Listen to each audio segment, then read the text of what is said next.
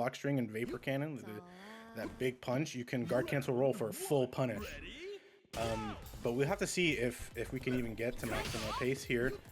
Starting with the Yashiro, just the regular Yashiro, still a very, very strong character, a lot of damage, a lot of great buttons. And here we see him in action.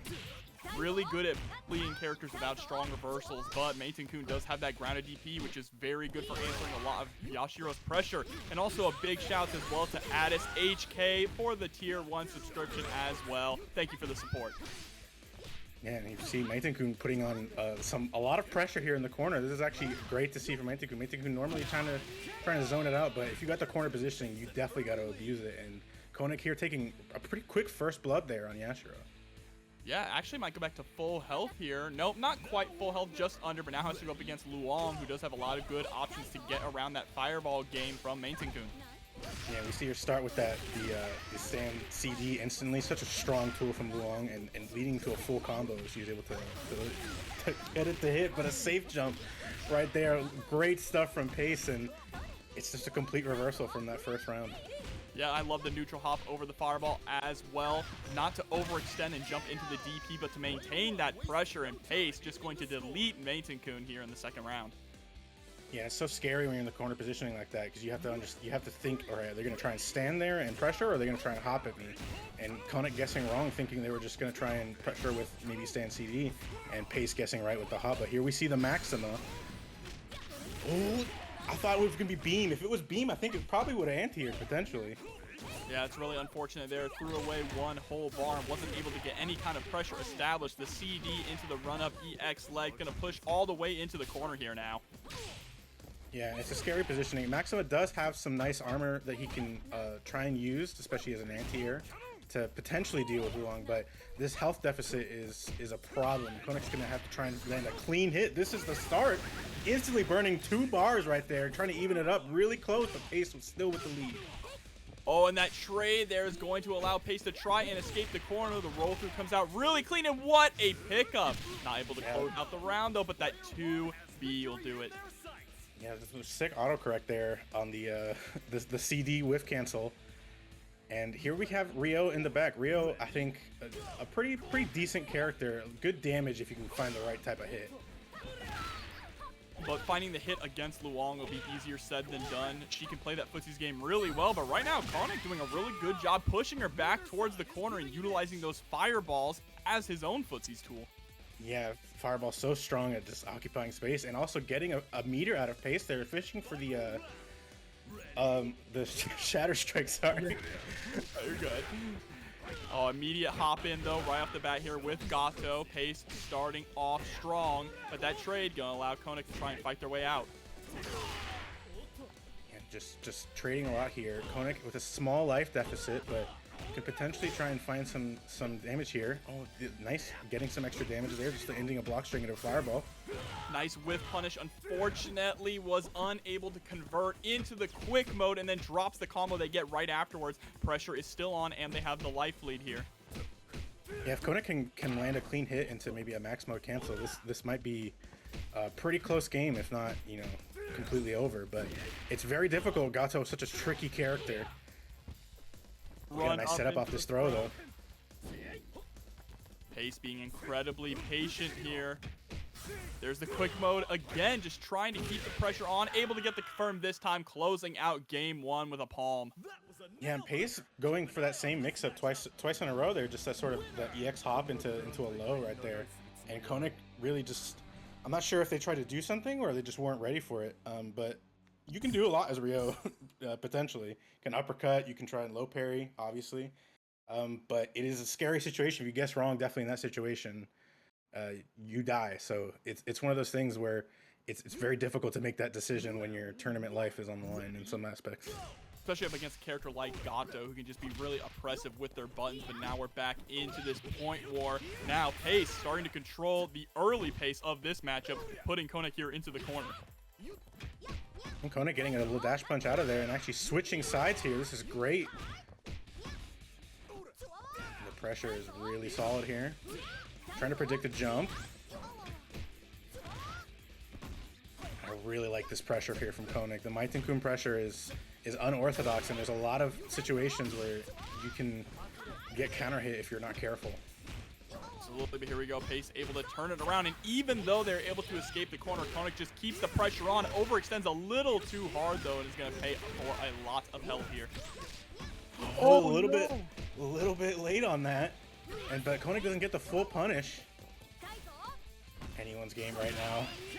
And the chip is going to do it. Actually, I think it just hit, but I think the chip would have taken care of it regardless. Yeah, either way, that was a checkmate situation, though, but that dash punch, such a great whiff punish tool. All right, and there it is, the stand CD to start. It's so common to see from Luong, but it's also so hard to deal with, even if you know it's coming. Yeah, Pace definitely did a lot better against Meitenkun in that first round, but I'm still just seeing a flashback of the very last game, right? Maxima coming in up against the full health Luong. Yeah, Maxima going to be with a lot of meter here, though. But it's on Konnec to try and open up this Luong. She's been staying pretty mobile, and it's hard to try and pin her down. Trying to use that armor there on the on that movement there. Nice anti-air from Pace. Playing a really good zoning game here too as well with Luong. I love that, utilizing the 2A as a stagger tool, and what a pickup there after the trade in the air. And gets the overhead. And here we see Maxima getting a lot of work done here, and the damage just from stray hits adds up so quick. And Konnec now coming into this with almost full health on this Maxima. Konnec did have to spend a lot of meter to get that done, though. Now has to go up against Gato. Gato sitting with 4 bars on deck. There's the armor. Maxima at play again. Yeah, Maxima is one of those really solid counter poke characters, right? That's definitely where he shines, especially when he has meter to confirm into very large damage. Yeah, it'd be interesting to see if Pace knows about one of Maxima's biggest weaknesses. Like I said, any block string that tries to end into Vapor Cannon, you can guard cancel roll on reaction, and you get a full like close C punish. And Gato hurts, so that'd be big. But just a couple stray hits on a 2B starter. Misses the combo though. It's giving Konnec a chance here to maybe get some extra damage or potentially bring this all the way back. It's going to be difficult here though. Already rolling back, pushing themselves further to the corner. There's the jump through. Armor comes through again to help. I love the just trying to stay away. You got to use the time to your advantage here and negate the health that Pace is going to get back. And here we are down to set point now for Pace with Gato. Gato sitting pretty healthy, but Rio has plenty of meter to close this out on one touch. Yeah, honestly, the thing here is Gato getting one hit just evens up this match really cleanly. Oh, no punish there on the DP. Very lucky there for Konnec. Oh no, runs right into the 2A spam, but Gato not able to get the confirm. Okay, utilizing you're trying to space with those fireballs. The Shatter Strike gets grabbed. Oh, gets caught trying to backdash there. Remember, when you great starter here. You are in a counter hit state, go straight into the climax. That should be enough to do it with 4,000 years of Chinese martial arts. The dive kick, and there we go. 2-0 Pace over Konnec. That was tough there. The Rio they might find it quite difficult to punish Billy without the necessary meter. But K-Dash, definitely a character who can run Billy over. I'm honestly surprised here that Sawi was able to get access to a character that hasn't been put in the game yet. Absolutely. Yeah, you basically, Billy came out with Yamazaki and Geese, and it was basically the only people that people were looking at were Yamazaki and Geese, and Billy was just basically ignored. But Billy with the lead right here, Sawi putting on a great show. Yeah, just really kind of shutting down K-Dash's options. There's a good chase down as well. Gets the sweep, but backs up, and that is one of the reasons right there why Billy is just such a struggle character. You see that just the huge hurt box is going straight into the fireballs. Fireballs really shut down Billy fast. But Sawi doing a really good job closing out that first round and getting rid of K-Dash. Yeah, I mean, you mentioning the fireballs being a thing that shuts down. K-Dash's fireball not that fast on startup, but here we see another Luong to start. Here on LightKV's team, and Luong just trying to get close to Billy and end this. That's really what you want to do. Billy does not want you close. Absolutely not a lot of reversal options on Billy. We're trying to go for a little bit of a there. Baseball swing is gonna actually trade.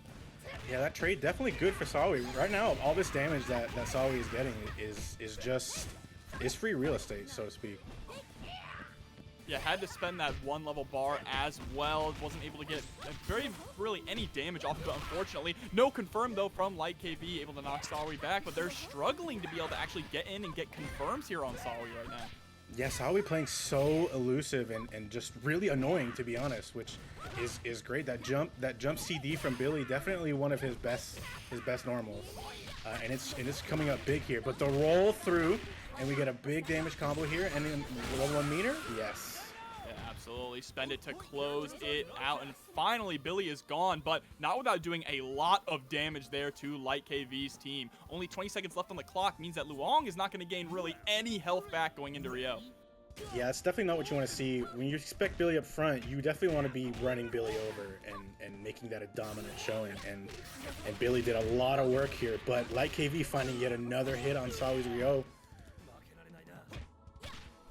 Oh, I like that. Really tricky pressure. Yeah, the pressure was just, was it a throw? Was it a staggered low? It was just that they just stared each other down. I mean, you always have to be careful when going up against a character like Rio, who does have that DP, right? DP into super is such a scary option for a lot of characters in this game. We see ViolentKain do it all the time with Kyo. What a parry there into the 2A, gets the cross up, able to close out Luong. Oh man, that parry was sick. LightKV was bringing it back. It was pretty even there right at the end, but Rio finding some nice parries and a couple straight hits, and here we got LightKV. The anchor Iori is gonna have to clean this up if LightKV wants to move on and win. The roll overhead, no max mode confirmed though into it. Ooh, CD there. Yeah, and this great corner pressure here from Iori. Iori definitely a strong pressure character no matter where you're on the screen, but the corner is especially brutal.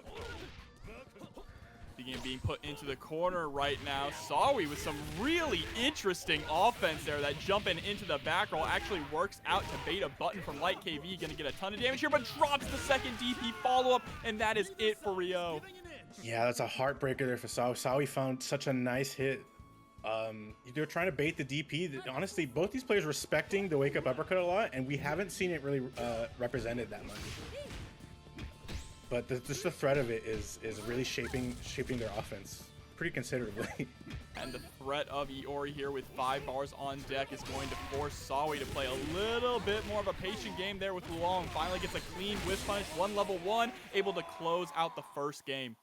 Yeah, great stuff there from Sawi. Yeah, like you said, the 5 meter Iori was really just getting a straight hit. You do need to avoid just a really a big starter there, because they definitely would have been evened up, just a big meter dump there, but Sawi able to close it out. LightKV definitely either might consider switching the order here or just straight up switch the characters out. Yeah. You mentioned fireballs being really strong against Billy. I wonder if we see LightKV go for a character with more traditional zoning, stronger fireballs potentially than K-Dash. To see bringing out Krohnen. You know what? When in doubt. When in doubt. Listen, things not working out the greatest. Just put the Krohnen back on the squad. Everyone has a pocket Krohnen if you are playing in King of Fighters tournaments. 100%. This is a tournament character. We say it all the time. Yeah, I mean, Krohnen's such a strong character. Just punishing one mistake into tons of damage. But here we see the Iori up front. Iori definitely still has a much better fireball, and also a lot more elusive in general than K-Dash. The backdash, taco kick, giving Iori a lot of space. But Iori also, like I mentioned earlier, his pressure is really great, and Billy does not do great under pressure. Yeah, Iori not only with great pressure, but he's really good at closing the distance incredibly fast with those Rekkas, right? Yeah, he had pretty good run speed too. And there we finally see the wake up uppercut represented. Sawi didn't bait it this time. We saw 2 uppercut baits the first game, but now it's on the mind of both players, I imagine. We get a 2A punish there, keeping the pressure on in the corner. Catches with the frame trap with the fireball, and Billy is gone. This is a much better looking game right now for LightKV. Yeah, this is definitely what Light wanted to see coming into the second game. You definitely want to be running Billy over dominantly and coming into Rio with a pretty healthy character, and that's what we have here. But Sawi's Rio definitely, we saw the Rio fall to a dropped combo, but they were looking pretty good, and they're looking pretty good here in the... uppercut bait into weird punish into an overhead. A lot of stuff is happening right now. I don't know if they really wanted that overhead. It had to have been a missed input because that was the perfect opportunity to just delete Iori from the face of the earth with that optimal jump in punish after baiting the DP. Yeah, I feel like the close C or the close D did just not come out, and they just got the raw overhead as a result. All right, the guard cancel out, trying to escape the corner. And what a whiff punish there with the EX Rekkas. Yeah, not able to get the follow-up damage, but the EX Vulcan gonna close out Iori there. Sawi definitely, I think, should be pretty okay with that. Unfortunately, they did use a lot of meter. I feel like even in the case here, like in this matchup specifically, I feel like Luong actually does a pretty good job of bullying Ryo, especially when Ryo doesn't have the meter to work with, right? That Luong does. But I mean, I'm eating my words right now because Sawi is just not letting up the pressure. Yeah, you see the instant blowback cancel right there. Sawi willing to use even the little meter they have just to get Luong off of him. And because I definitely agree, like Sawi's really finding a lot of stray hits just in their pressure. It's so weird, and LightKV does not look ready for it. But a lot of drops here. I was about to mention that very short combos, not a lot of huge confirmed, but Sawi's neutral game is just so immaculate that it doesn't seem to matter right now. Yeah, and part of it may be throwing LightKV off a little bit is just the weird, all the drops and just the weird rhythm that all these hits are happening. It's just like you expect to get hit by a player of Sawi's caliber and it to be like a pretty optimal combo, or at least, you know, at least a full combo in some aspects. But Sawi doing some weird reset stuff that looked like drops, and it's all working out. I loved after they were able to get that sweep, run up, backwards roll to try and bait out the DP. Here they go, try to go for some overhead pressure with the JB. Roll backwards, baits out the DP, but not able to get the punish. Yeah, so hard to punish the Krohnen DP, even if you do call it out like that. He doesn't quite go 10,000 miles into the air like Iori does, so. Ooh, it's an unfortunate trade. They're going to That's a big punish opportunity. LightKV banking it all on that DP, and unfortunately, it's a bust. Sawi gonna go up 2-0. Hopefully we'll get to see an action here, but Beanibee has a pretty tall mountain ahead of him right now. Dia Shadow X is no slouch. No, and we talk a lot about the Clark, but their K-Dash as well, making K-Dash look incredibly strong. There's the overhead, pressure is on, gets clipped by a 2A mid. Yeah, maybe they just thought they had a chance to challenge there, or maybe they thought they were close enough to get a wake-up throw, but Dia Shadow X's pressure looking really, really well-structured and safe. Oh, Confirm. not enough to kill, but the chip, yes. Yep, able to get rid of King pretty decisively there as well. Shadow looking incredibly clean here. Should get a full health K-Dash back. Let's do it. No, at completely full health. And here we see the O.Shermie.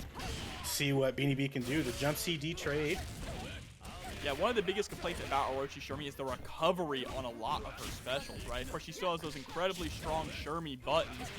Puts themselves back into the corner with that jump C, unfortunately. Yeah, they had the right idea with the guard cancel roll, and I think they tried to get a hop punish, but they hopped directly over K-Dash and put themselves back in the corner. And Dia Shadow X is not letting up. That's an opportunity you do not want to give them. Oh, but we get a nice uppercut punish here. And C tries to set up some Oki there with the orb, but the recovery on it just so high that Shadow X is able to wake up and throw immediately, and that is all we get to see of O.Shermie this game. Yeah, unfortunately, you know, you want to set up a meaty fireball in that scenario, but you cannot be that close to your opponent on the wake up. The meaty throw, the wake up throw is just too strong if you're able to be in range for it. But the dash up to punish the backwards roll, we see Beanibee getting a nice bit of damage here with the Iori. Oh, but the top C, and this is going to be a lot of damage. Coast to coast, gets the air confirm as well.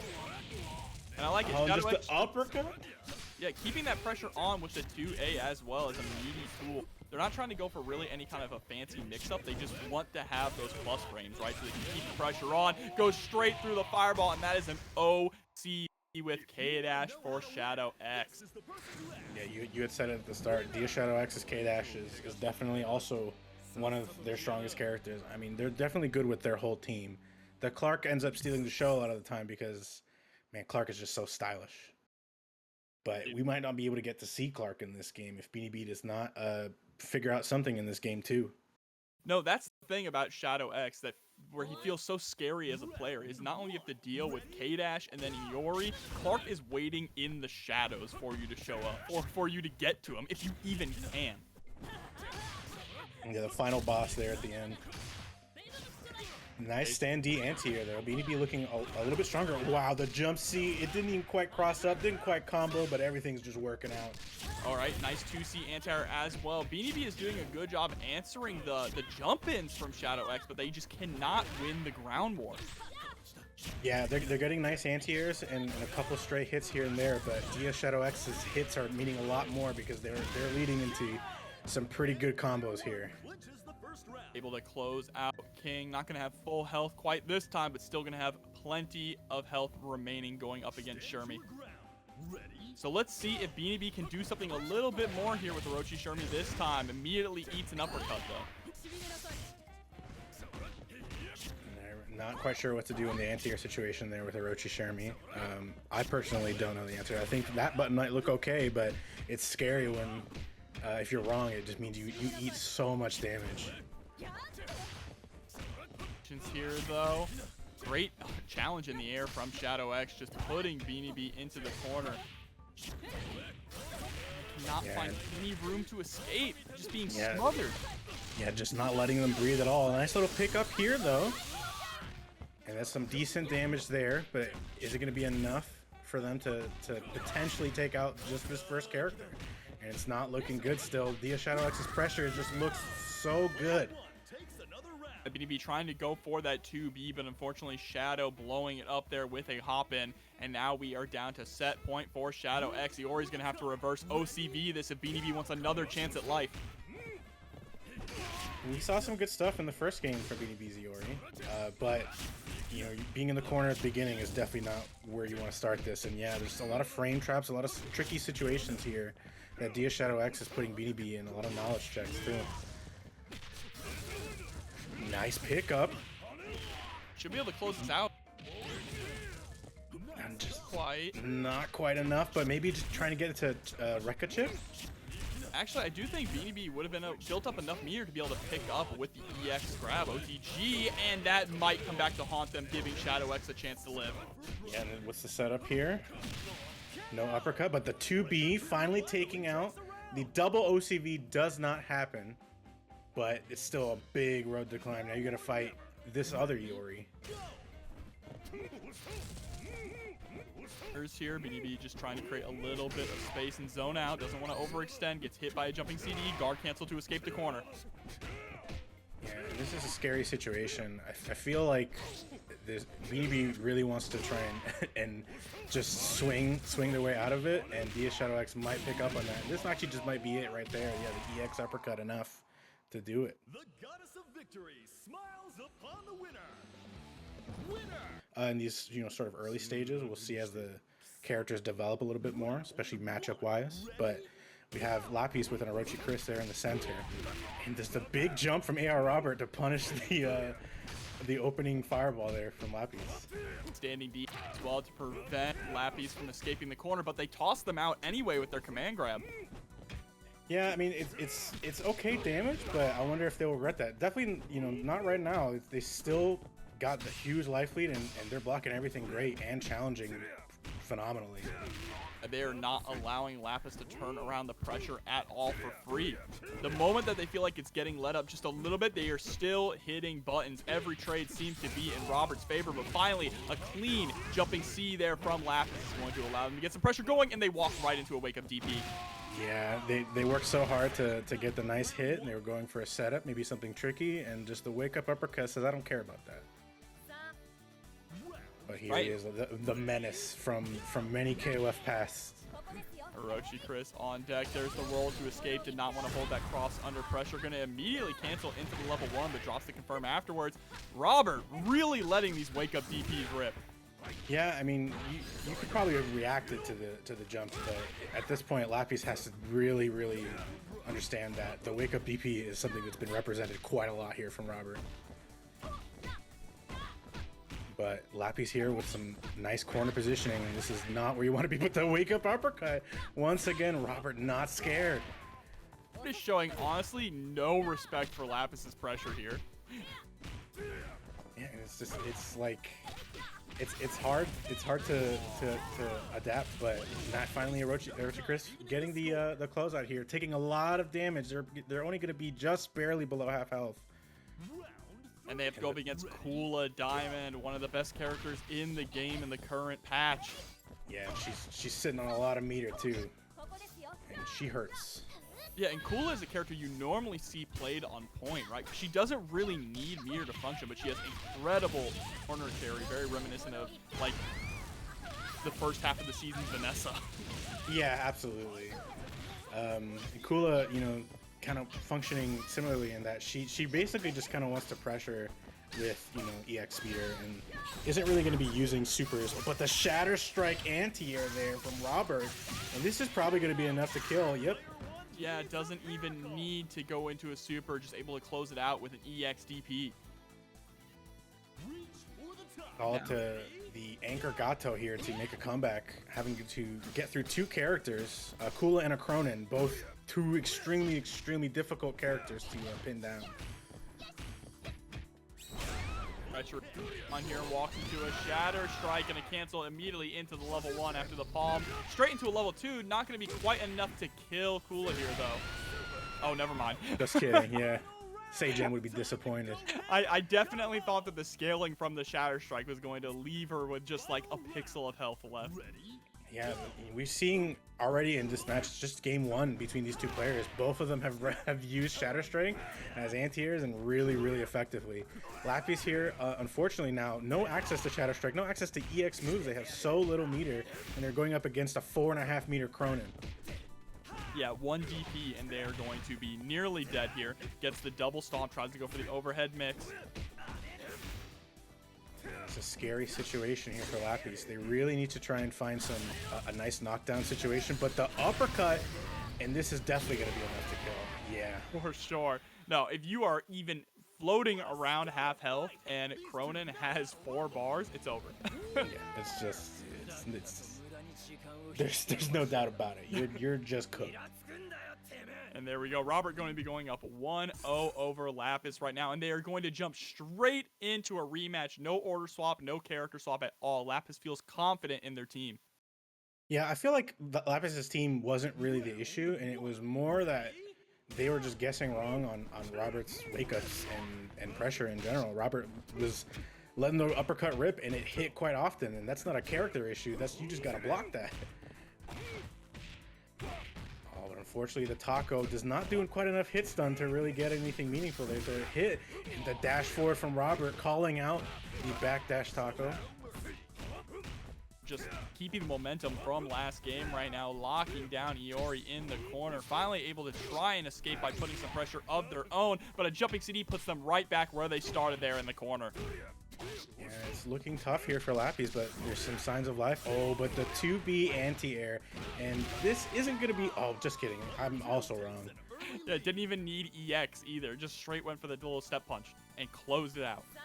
And now O.Chris going up against a nearly full health Gato.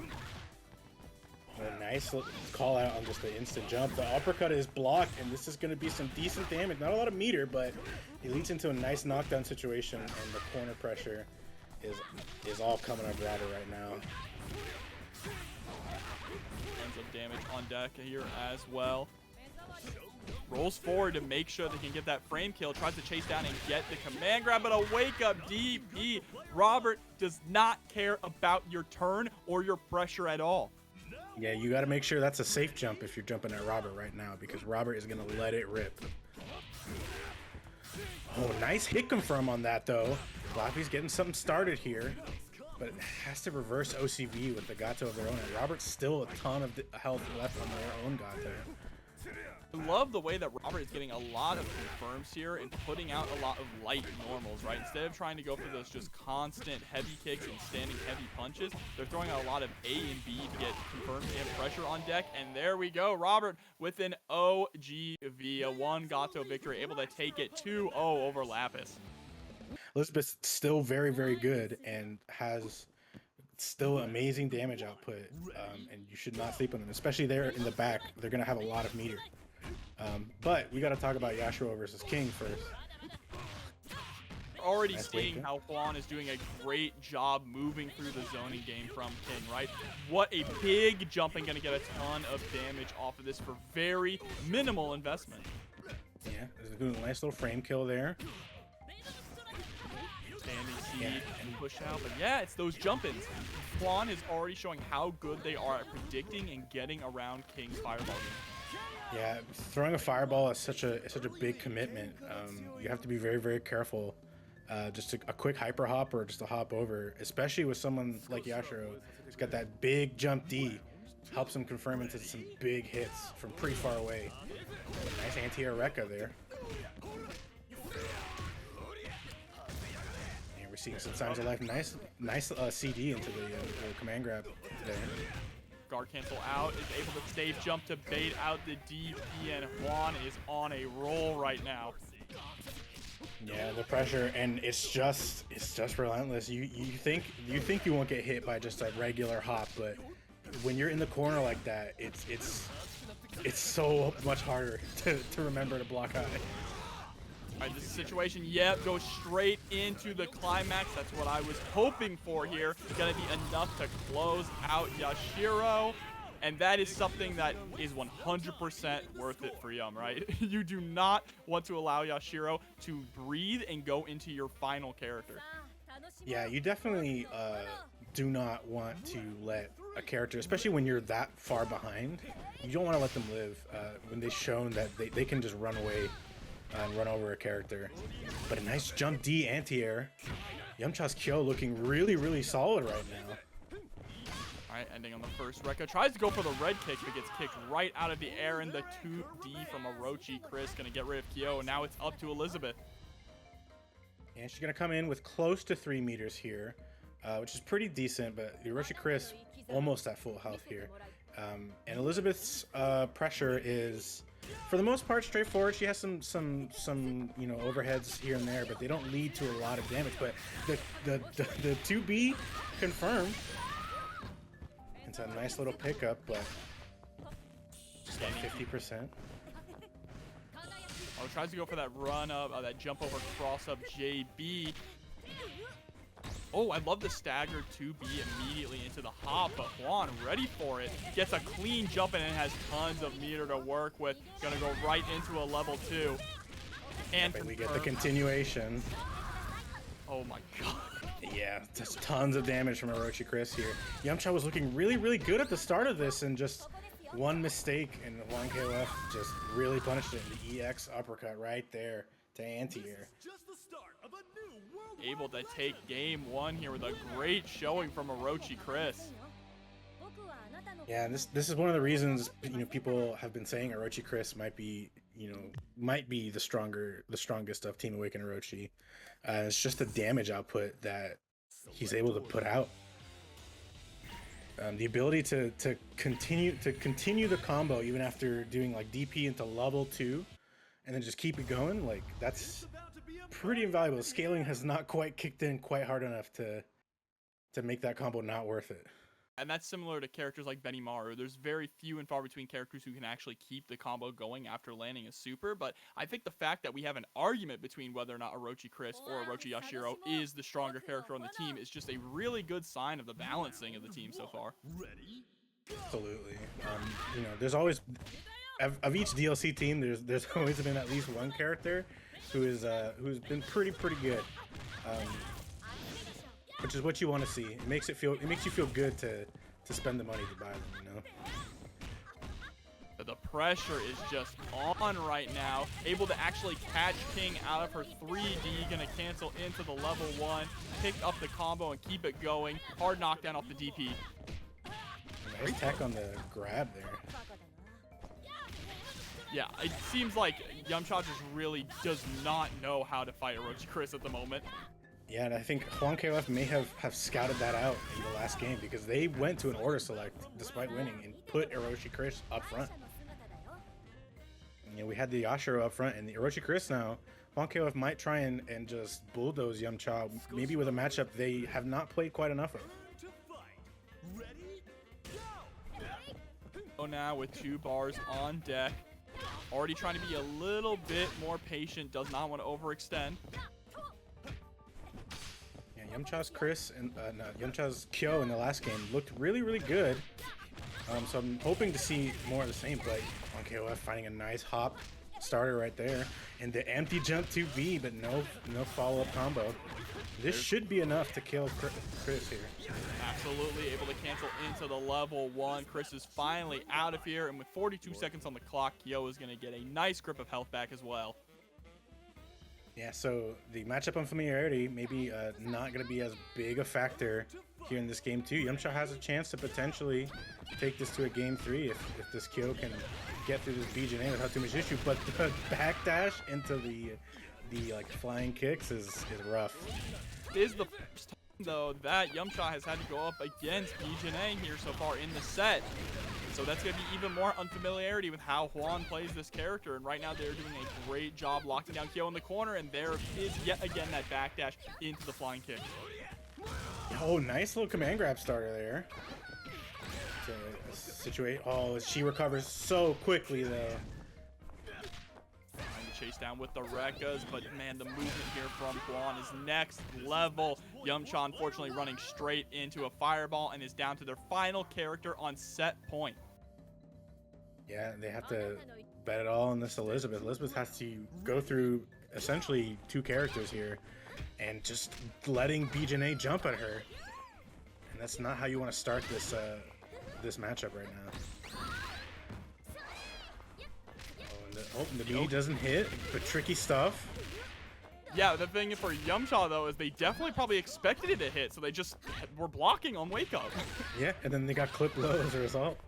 Oh, and just the stand C into that dress twirl is so annoying to deal with.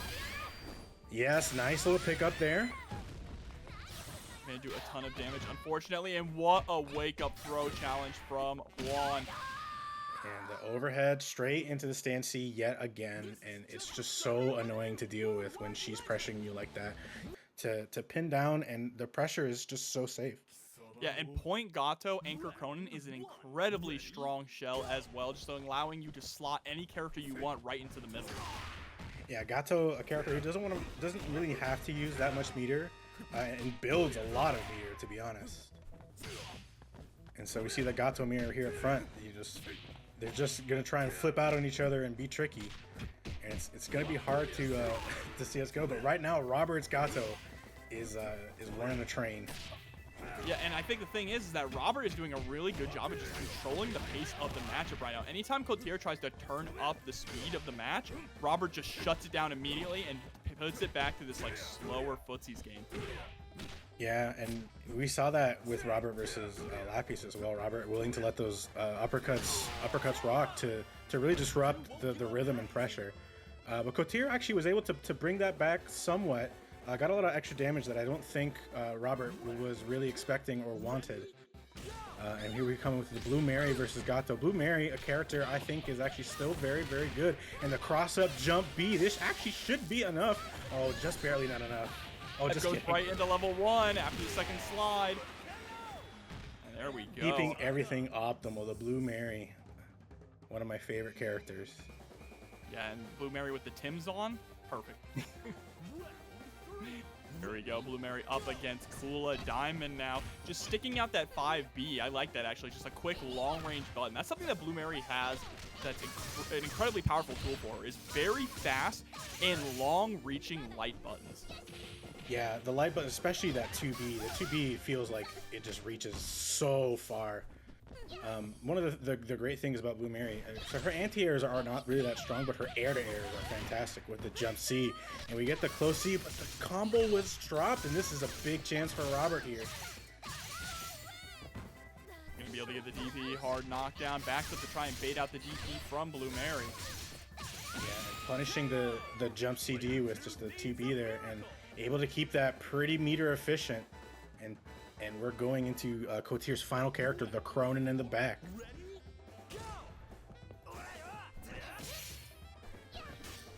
Right, the ice breath comes out, but now Krohnen keeping the pressure on. Nice guard cancel roll out of there. Switch sides in the corner, and this could be a big punish here.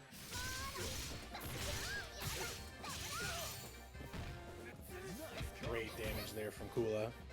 And Robert really staying meter conservative, not really wanting to spend too much meter. You know, the damage output from spending the extra meter on the super is not really worth it. When worst case scenario, you can just let Krohnen clean things up in the back with the meter. Ooh, able to get the empty jump low, but does not get a confirm off of it, unfortunately. And the Shatter Strike gets blocked. Still not able to get a clean confirm to get rid of Kula here yet. Yeah, and Kotir just can't find a clean pickup to really end this with just the bread and butter. And EXDP lets it rip. And just going for the setup, keeping things safe. The Shatter Strike interrupted by the Frost Breath, and then thrown out of that Shatter Strike. People letting Shatter Strikes just trying to let them rock, and they're all getting interrupted. The goddess of victory smiles upon the winner. Winner! Robert going up 1-0 against Kotir. I'm curious to see if Kotir might try and switch the order around. The Gato mirror. Yeah, I think it ended up working okay. If Kotir can just adapt to Robert's play style, especially Robert's ability to just disrupt and annoy. That's Maybe like the Kotir can bring main this back. thing, right? Yeah. Robert does a really good job at just like that, DPing when you least expect it and shutting down your momentum, putting like a hard stop sign in front of your momentum. That's something Robert really excels at. Yeah, it's so tough, especially because it's just like Robert's pressure is also very good. So finally, you find some reprieve from just this relentless pressure. And the moment you try and take your turn, Robert just steals it back. All right, Big punish opportunity. Trying to chase down there as well, not quite able to get him. Oh, the Shatter Strike comes out. Actually doesn't go for a big confirm, instead tries to go for a setup. Oh, no punish there on the EX palm, and yeah, the setup punished by the uppercut, but Kotir actually getting the better of this Gato mirror. Gonna be a little bit under half, 40% or so. Oh, actually, He has the upper hand here. Oh, what a great uppercut. What a hell of a call out there as well, canceling immediately into the level 1. I'm surprised that actually hit from that far away. Yeah, it's a bit surprising, but Gato's super kind of pushes him really far forward, and Robert actually going to get all that health back. So Kotir used the meter, but it actually ended up being kind of a waste. Like micro decision moments that you don't necessarily think about that can come back to haunt you in the long run, right? Kotir would have came in with 2 bars on Blue Mary, but now has to sit with just 1.5. Yeah, and Blue Mary is definitely a character who she wants to use meter in her combo. She does a lot of damage if she's willing to dump the meter. But I think so good. Robert runs under and punishes the jump with the 2B yet again. Already able to carry all the way to the corner. Robert has the pressure on, able to clip her with the Ice Breath, trying to put out that 2B to chase the roll through, but unfortunately does not catch. Yeah, a lot of these wake up rolls not punished by either player here. Oh, the overhead, but didn't lead into anything. Just the up kick to anti-air, and this is going to be enough to kill absolutely. There we go with the arm breaker there at the end. Looks like we are finally down to Krohnen here. So Kotir looking a lot better this game so far, right? They've been able to actually react to a lot of Robert's tricky challenges and doing a really good job at setting the pace of the match in the way that they prefer. Oh, I was going to say, I think Blue Mary actually does pretty okay versus Krohnen, especially that command grab. Command grab actually beats DP completely. But Robert able to get a nice whiff punish when Kotir was potentially looking for a hop. And now we just got full health Krohnen versus full health Krohnen. They're pretty close on meter, but Robert with the slight advantage. the true final destination here. Robert going to be the one to get the first blood, putting Kotir at about half health. I love that throwing out the DP as well, giving up pressure in order to get a little bit of meter. Yeah, the meter might be the difference. Oh, did not burn the meter there. They would have gotten close enough to kill, potentially put him in a checkmate chip scenario, but Kotir getting hit out of the Shatter Strike and Robert able to clean it up. The Krohnen just looking too solid. Yeah, and that is a 2-0 there from, definitely, like you said, one of them who has been repping the character since the start. So they're going to be putting Shun'Ei on the anchor position and rocking with Mai on point. Yeah, Mai on point. Mai is such an annoying character. She does so well in so many specific matchups, but Yashiro, the type of character to just, once he starts bullying, it doesn't matter how tricky of a character you are, but incross able to stabilize. Yeah, one thing that incross is going to have to do is utilize the superior range that Mai really has over Yashiro, especially with that standing CD and the hop CD. That is one of the strongest things that Mai has in her arsenal, and is already doing a really good job at just kind of brawling with Yashiro, which is one of the scariest things you can do against this character. Yeah, incross needs to take note of the fact that once Juan KOF got put in the corner, Juan KOF did like so many different options to just try and get out. You know, wake up roll, wake up hop, you know, like 2 wake up hops that got interrupted by a jump B. Juan KOF did not want to sit in that corner and take any pressure, and incross, I hope, took note of that. But Juan KOF with a pretty big advantage here, and finding a nice hit with Iori though is incross. And just immediately waking up with a close seated challenge. Gonna be pushing incross all the way over to the corner. Oh, not quite far enough, but still, the way that Juan just does not turn off the brakes, right? Is constantly holding forward and keeping the pressure on. Incross finally able to answer with the DP though. Oh, and the nice far C into EX Rekka's into an uppercut is going to be able to close this out. Incross took a lot of damage there, but they still have a decent amount of meter coming in against this O.Chris. If they can find one confirm, it's going to be in Incross's favor all of a sudden. Oh, great anti-air there with the 2B. And here we go. Here's Incross. They're going to be able to get a hard knockdown here in the corner as well, so the pressure is going to be on. They're going to get a mix-up. Tries to go for the nice overhead. little safe jump there. Oh, but that was definitely not what they wanted. No. Potentially an EX Scumgale attempt there that turned into an EX uppercut. Yeah, because they were running forward, right? You have to change your inputs just a little bit after you run forward, or you are going to get that DP, unfortunately, and it comes back to bite Incross. Juan KOF able to close out Iori. Yeah, and just the damage coming out from O.Chris too much, but the anchor Shun'Ei, a character that not a lot of people have experience against. Juan KOF definitely has the experience. Shun'Ei, a character we saw a lot in 14 at a certain point. And unfortunately, in 15, you know, they're not that common for a reason. Unfortunately, they do have some issues, mainly dealing with people who are just wanting to pressure you, but Incross finding a great hit here. I love that you say that too, the moment that O.Chris is just putting on the pressure, but Incross able to turn around just a little bit, baits out the DP and gets rid of O.Chris. Gonna gain a lot of health back as well with 40 seconds left on the clock. Yeah, still anyone's game here. The anchor Rock, though. Rock's such a strong character. We've talked about Krohnen, we've talked about Kula, but Rock is definitely in that upper echelon of characters who's just so tough to deal with. That jump CD so strong. In terms of overall power level, Team Garo definitely came out the biggest winners of all the DLCs so far. Every one of those characters is a top tier character. Incross doing a really good job just trying to stay outside that standing C range, but as I say it, Juan is able to land the standing C into a level 2 confirm, deleting 70% of Incross's health bar. Oh, it's a nice pickup here. Incross does not have a lot of meter though, unfortunately. Nice little setup here. Potentially one hit away for both these players here. And blocking the jump CD is so much blocked, but the guard cancel roll is so good. Trying to keep the pressure on. There's the guard. Command grab misses. Oh my god, so close. Oh, and the big bet. Nope. Still not enough. What a gosh. scramble. A scramble there right at the end. Juan KOF able to come out on top at so many tricky moments. Just going for the guard cancel roll and then immediately whipping the command grab is a moment that Incross could have capitalized on. Incross able to block the EX fist. Should have been able to capitalize on that, but neither of them were able to close it out until the very end, an empty jump to be there. Yeah, I mean, if you're Juan KOF, that's definitely not how you want to... I mean, you'll take the win, of course, but That was a little bit maybe too close for comfort. Incross playing actually really out of their mind there. The scramble at the end was crazy. But they have to try and not let that get them down too much. They need to just recover and try and come into this game too, knowing they did a great job. But unfortunately, the frame traps from KOF are just working out great.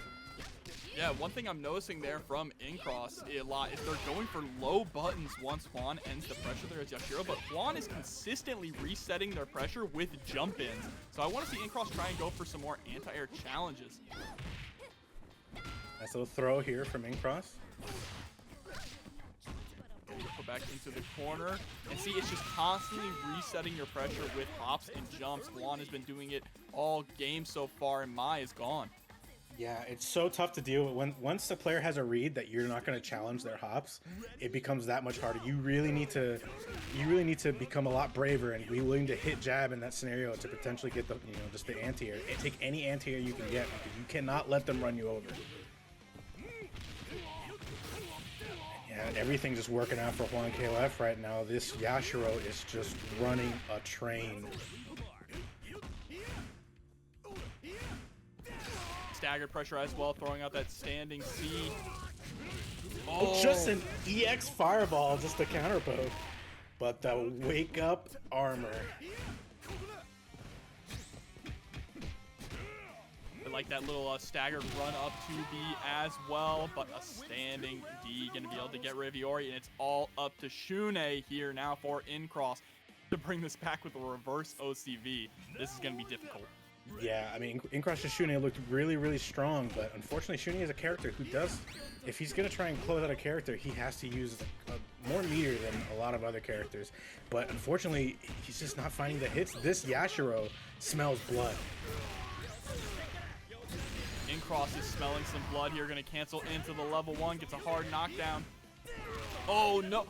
Okay, wasn't able to actually get the confirm off that hit. Gonna wake up with the EX uppercut, and Yashiro is history. Shun'Ei gonna be able to build back full health. Do you believe, chat? I mean, if incross has already shown that this Shun'Ei is capable of it, and they got the full health, and they still have a decent amount of meter. I really like incross's setups and pressure with Shun'Ei. But the anti-air 2B, nothing big there, but an empty jump. This is going to be a lot of damage.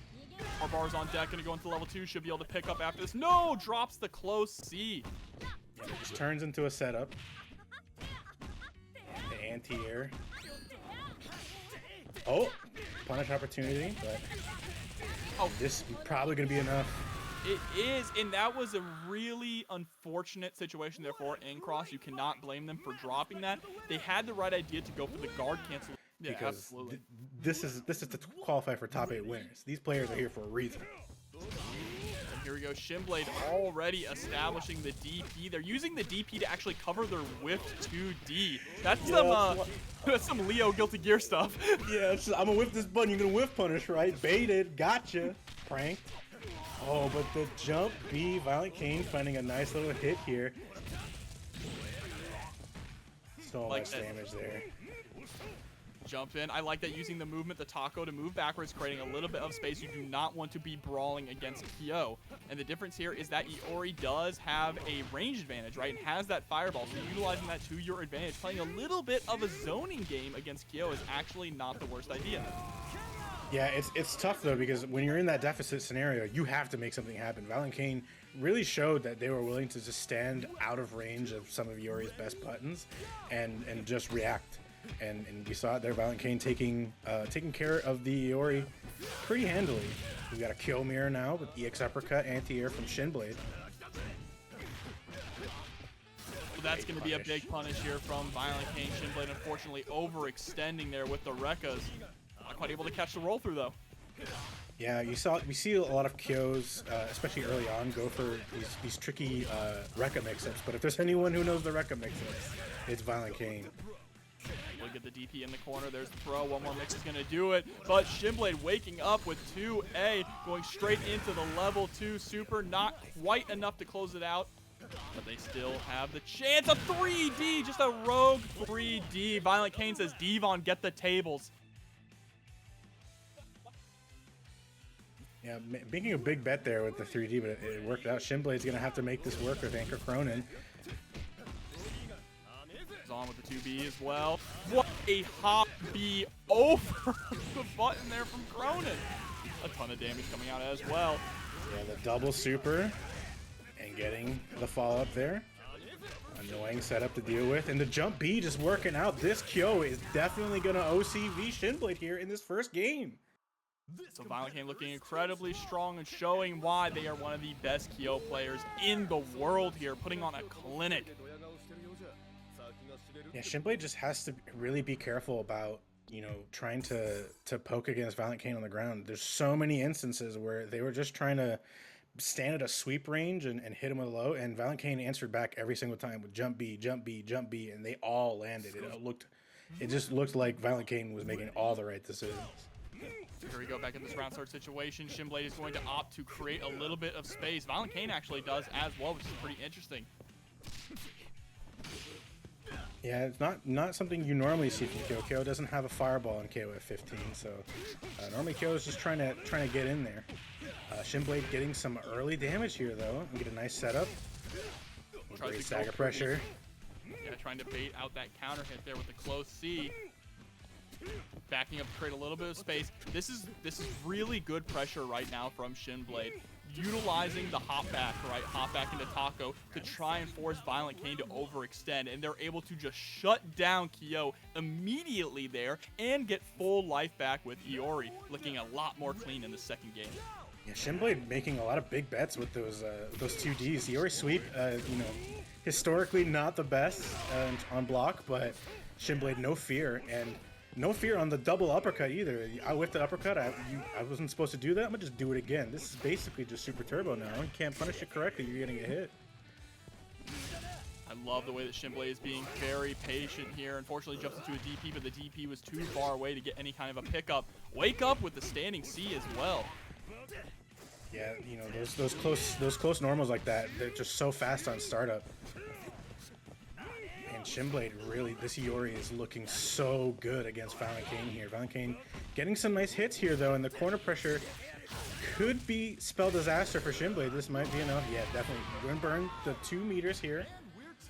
That more kind of lame style play that Shinblade was playing, right? Kind of a very hit and run style, was working out incredibly well against the pace that ViolentKain likes to play. And we see Kyo versus Krohnen. Krohnen versus Kyo, probably not the best matchup for Kyo. Kyo really has to really go in.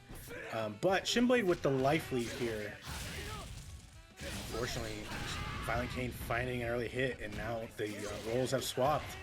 And that's plus. And there we go. It should be the end of Kyo. Gets the stomp there right at the end. And now it is set point for ViolentKain. Yeah, it was just, you guessed wrong twice, or you got anti-air twice, and Krohnen just closes it out that quickly. But Shinblade with that maximum on the bottom right there, that's 5 meters with that Krohnen. He's holding a lot of butter right now. Just needs one touch and can delete ViolentKain's Krohnen. Oh, great challenge from ViolentKain. The 5A challenge there on the heavy slicer. Okay, VK. Yeah, it's such a great challenge. The heavy slicer, something that Krohnen tries to do to steal his turn back. This is going to be another chunk of damage, and it's going to be a one stomp scenario here, but the jump CD is enough. ViolentKain taking it 2-0 to move into top 8 winners. Caught Shinblade there when they were trying to go for EX top 8 is Point Clark versus Point Gato. Yeah, and Dia Shadowx's Clark, we mentioned it so much, so I would love to see this Clark pop off, but AR Roberts Gato has looked really, really clean. But here we go, the Clark Clinic. And Robert immediately answering with that DP like they have been all night in every single set. Yeah, they've no fear in this tournament from Robert at all. I want to give a big shout to the Mothman as well for the $5 direct contribution to the match, Reno. Thank you for the support. Oh my gosh, but Dio Shadow X is just making all the right decisions here with Clark. It's going to be a big mountain to climb here for Roberts if he wants to make this comeback with Gato. Shadow Strike beaten. What a nice little 2-piece combo there. Wow, the 2B actually just low profiling the JA there from, the JB from Shadow X. And Robert really able to turn things around off of that one DP and gets rid of Clark. Yeah, DS Shadow X just hit far C. I'm not sure exactly what they're expecting. Gato was already midair and just punished the Clark far C. But this K-Dash, you know, not a lot of work to close this out. Just 3 standees in a row is all DS Shadow X needs to get rid of this Gato. And Chuck Norris out here with the roundhouse kicks. Absolutely. Here we go. Kula versus K-Dash. Don't they have some lore together? Or Yeah, am I mistaken? there's some lore, I guess. I guess there's lore between them. Oh, but the great jump again from Robert here. And this is a lot of damage here in the corner, and just, oh, big bet on the DP. Does not work out. This is not going to be enough to kill, even with if Robert chooses to spend the meter. But corner to corner, it doesn't matter. Yeah, I like Robert holding on to that meter there because now this is absolutely going to kill. And they don't even have to spend a super. They can just go straight into the EXDP. Yeah, just 3 really easy confirms. Some big bets from DS Shadow X to try and make a comeback. Robert was ready and punished basically everything. And Kula jumping in. Robert is really playing super confident right now. Oh no, the fireball's actually not even going anywhere. The anti-air stand CD. Oh, this is an annoying pickup for DS Shadow X to deal with. This Kula looking fantastic. Empty jump low. But Robert immediately challenging with that standing D. Catches with the very last hit of EX Rekka. Gonna be able to close this out with the level 1. AR Robert looking so clean in this top 8 winners already. Yeah, I mean, DS Shadow X looked pretty strong with the Clark at the beginning. The Gato cleaned it up, and then Kula came in, and it was over as soon as that happened. Apparently, Robert just made all the right reads.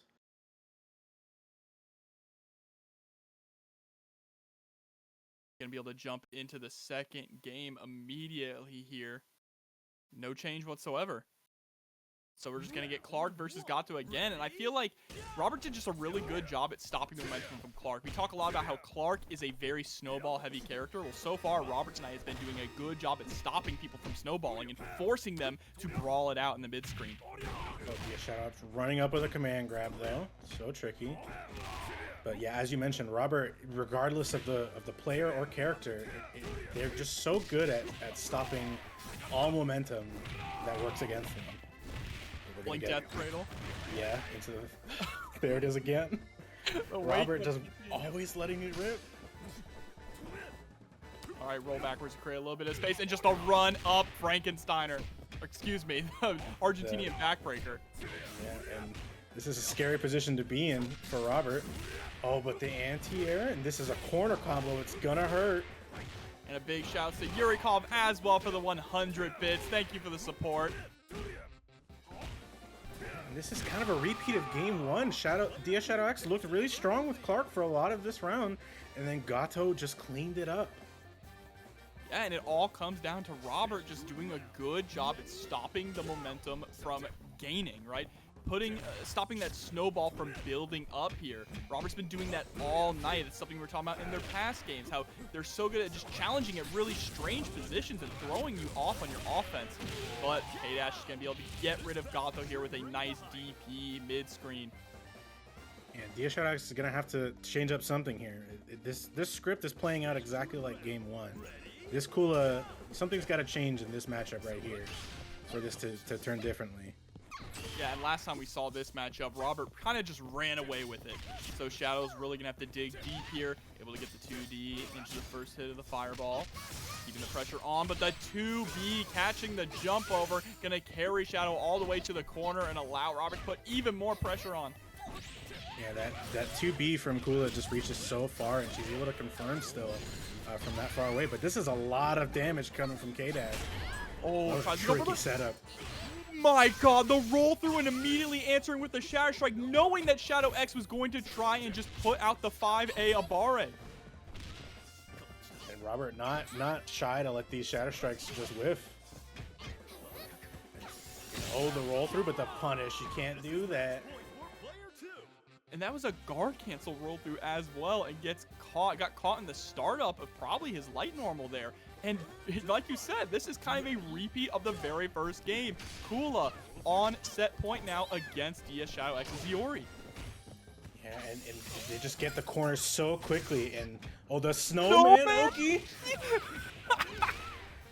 How many times have you seen that? Oh, but Kula's actually going down here. We're gonna see the anchor Krohnen. Yeah, Shadow X, so that's what you get for dropping a snowman on me. The disrespect to go for the snowman, Oki? You dare to use that move on me? You shouldn't have did that. You shouldn't have did that. But now AR Robert with the Krohnen, 3 bars on deck. Oh, great challenge there with the close C. This is gonna be a nice little pickup. And just going, no, not choosing to spin the meter quite yet.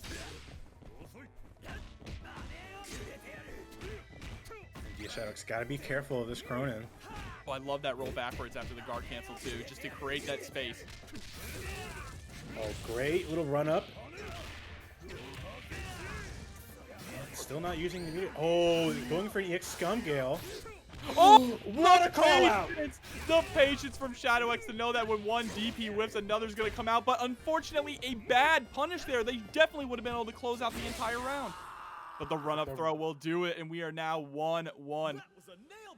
What a great call out of the double DP. So common from Krohnen. You see, if they whiff a DP and you're just out of range of a punish, they're just gonna let it rip again. And the Shadow X aware of that, able to take advantage of that, and we are 1-1 in this beginning match of top 8. I also just want to note that there were only 4 games in pools that were not a 2-0. And we saw none of them on stream. Wait, so that's these players have been going absolutely crazy tonight. That was this is the very first game 3 that we are seeing on stream. And Robert, maybe not liking the result of that match, but getting thrown by Clark in the corner. This is not where you want to be. The far C counter poke. Alright, but now Shadow X is back, up against the wall, trying to escape there with the jump. J.A. Rolling Death Cradle, back in the corner you go, and you have to deal with this Oki situation. Nice, he knows the backdash is coming, gets a nice little punish on it. But the Shatter Strike. Goes for the overhead mix-up here, and Shadow X just trying to brawl their way out of the corner, is able to get EX tackle. Rolling Death Cradle, going to put Robert into the corner. Ooh, the close D actually making you airborne, but gets hit by EX Palm, still not dead. Oh, yeah, Robert definitely wanted a close D there. It looks like they got far D, and the combo drops. Dia Shadow X stealing this first character with Clark. And this is the first time Shadow X has actually won the first round so far in this set. Yeah, I mean, Kula doesn't have a lot of work to do, but Clark is the type of character potentially can make something happen. So difficult against Kula, but a big jump in. That's the start of it, right? Gets the elbow drop there after the Argentinian backbreaker as they're back up against the wall. And the 2D is going to go right underneath the 2B from Clark. Yeah, I mean, thankfully, for Dia Shadow X, they didn't really use any excess meter there, so there was no, a meter mismanagement or anything like that. But, nice air-to-air there, and the Shatter Strike block, not able to really get a punish from that distance, though. All right, just challenging in the air there, able to reset with a throw. Ooh, I like that. Robert actually did not overextend, didn't try to go for the whiff punch. Instead, just moved forward to gain a little bit of ground and push Shadow X further back towards the wall. I love these rolls on these scenarios from Dia Shadow X. It's really staying tricky and hard to pin down, but Robert finding a clean hit. This is definitely going to be enough to kill. Only had to use one EX move there to close it out at the very end, and we are down to set point now in favor of Robert. It's all up to Shadow's Iori.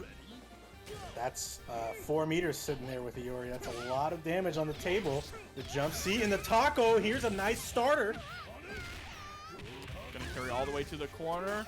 Opts not to spend for the super. Wants to hold on to that meter to deal with Krohnen. I respect that.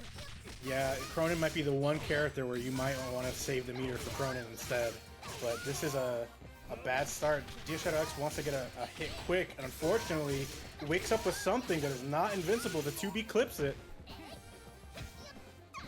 Wants to hold this pressure, tries to throw out the 2C, but not quite. The stun is a threat here. Shadow X getting away from the stun threat though.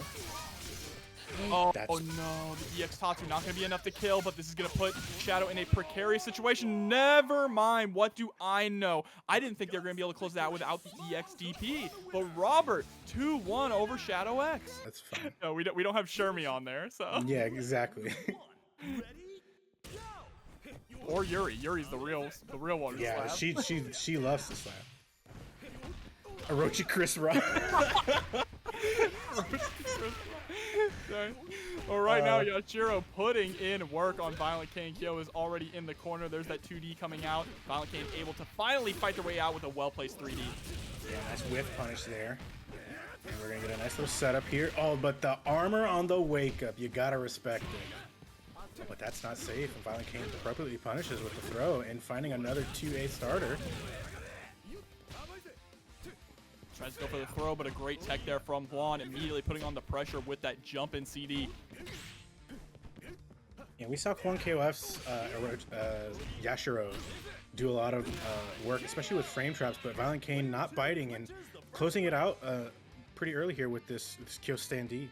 Yeah, and huge shouts to Zenpool as well for the Prime subscription. 23 months. Thank you so much. Here we go. O.Chris coming in now. Jumping CD is going to allow. Oh, never mind. Juan waking up with a DP straight into level 2, deleting Kyo off the face of the earth. Yeah. You know, you thought maybe you can get something started with Kyo, but you did not make a safe jump. And O.Chris punished that right there. But we see ViolentKain. ViolentKain likes to put Krohnen in the middle, which isn't that common in terms of Krohnen, but Krohnen definitely can sit in the middle just fine. He basically just wants to have at most, you know, like the 1.5 to 2 meters, something in that range.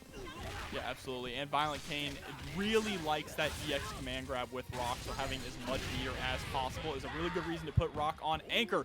But there we go. Krohnen able to get rid of O.Chris, and now Rock is coming in for Juan. We got the green rock in the back. This is still a tough situation for KOF. The Krohnen from ViolentKain really closed out that second character quick, but this is a nice pickup for the start here. Oh, empty jump into EX command grab, EX overhead kick as well. Gonna put mid screen, get the safe jump.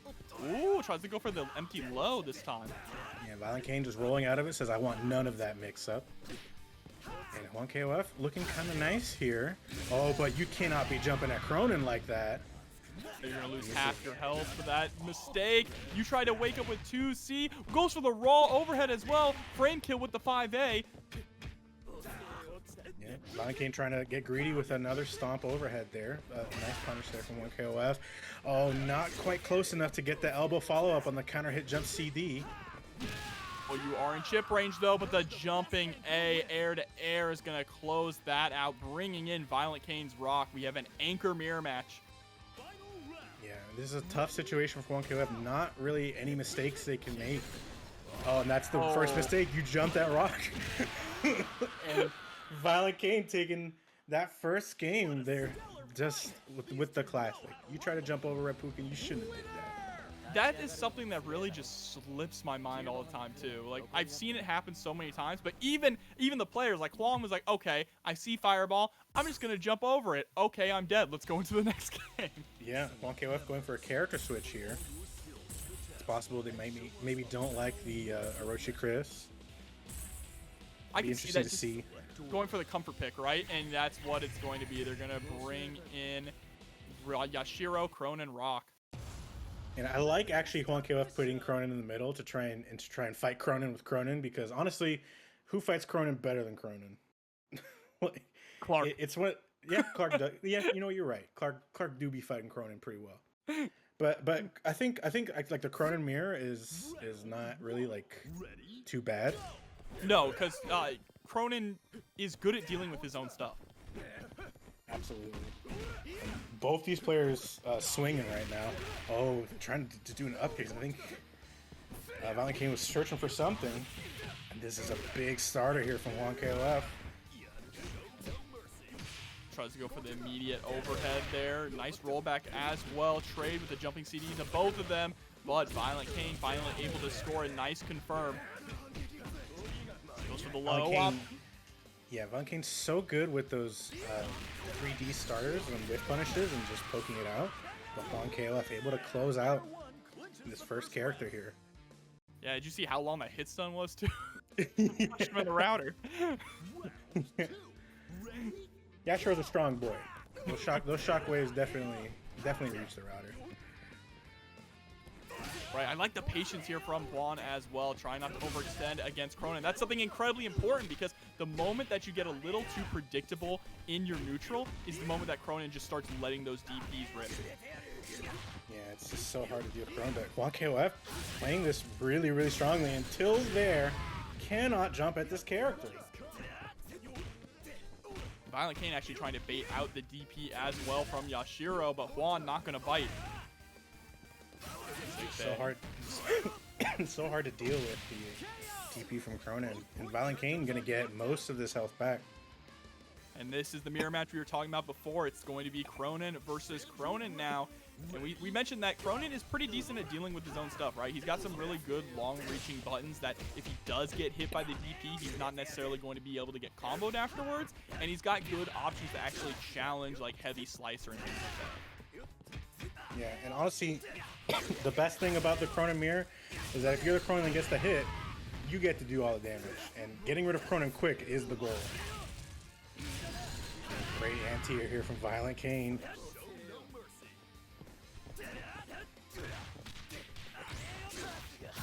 This is a great pickup here from Juan KOF. Definitely spend the meter, absolutely. And there we go, finally able to get rid of Krohnen on the other side. Juan definitely looking to tie this up here 1-1 now, but Rock is coming in with 2 bars on deck. That is plenty to get rid of Krohnen off one confirm.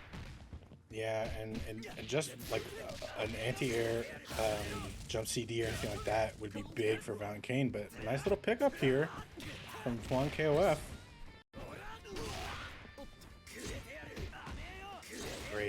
Great use of the slicer there. Oh, not close enough, but you let it rip twice. Of course they're gonna let it rip twice, but the Shatter Strike to get through the DP. My brain is expanding. ViolentKain still alive here. Yeah, ViolentKain, this is sort of a reversal of the first game. Juan KOF's Rock coming into the Rock mirror with almost no health. Juan KOF able to potentially try and hit ViolentKain with his own setup, but ViolentKain not biting. Says, I've seen that before, I did it to you. ViolentKain just trying to create a lot of space here. Kind of forcing Juan to be the one to come in. Don't know if that's working out in their favor, but that guard cancel, very nice. Now they have Juan in the corner exactly where they want them. Able to actually get the punish as well on Juan's guard cancel. Catches them slipping. Oh, and the sweep. And he's going to be tied up here 1-1 now in our top 8 winner side. So I wonder if we're going to see a swap here from ViolentKain, or if it's just going to be an immediate rematch. I mean, that was pretty close. So I wouldn't expect to see a switch here from ViolentKain. Taking a moment. He's thinking. Yeah, just taking a moment to take a breather. Think about the match and then jump right back into it. Definitely ViolentKain, I don't think looked like they got run over or anything in that matchup. You know, they just need to tighten up some things and try and not let Krohnen kill Krohnen, essentially. So I think Kyo really needs to get that early lead against Yashiro because they have just been brawling so much in this very first mirror match, and getting that early lead is very important. Yeah, and when it comes to scrapping, I would say Yashiro probably has a slight edge over Kyo in just the strength of Yashiro's normals. But ViolentKain keeping it really, really close. That 3D usage, you've been seeing it so often, is very, very good. Oh, beautiful standing A there from Juan to just check ViolentKain, right? Not allowing them to get that pressure going. Jump over, whiffs the 2C, no whiff punish coming out. Nice little anti-air there. ViolentKain hitting all the right buttons right now. Oh, a little bit ambitious there, trying to get the combo off of that jump CB. Only 20 seconds left on the clock. So it really doesn't matter who's able to take this round. They're still going to be hurting. Yeah, but Juan KOF, I think the guard meter on ViolentKain's side was really a scary situation. ViolentKain did not want to sit there and potentially get guard broken, and Juan KOF found a nice hit as a result. ViolentKain coming in with Krohnen though. We said it so many times tonight. Almost feel like a broken record. Just needs one touch. Finds it, but isn't able to get the DP. Yeah, maybe just didn't think they were close enough and did not want to risk it. The health is so low that, yeah, ViolentKain's going to get all this health back, not have to use any meter in the process. Absolutely. Definitely putting them in a much better position going into the mirror match now. ViolentKain up a whole bar here,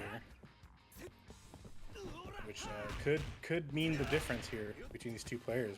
Finding a nice jump CD, but wake up throw works for Juan KOF. All right, ending it with the fireball there.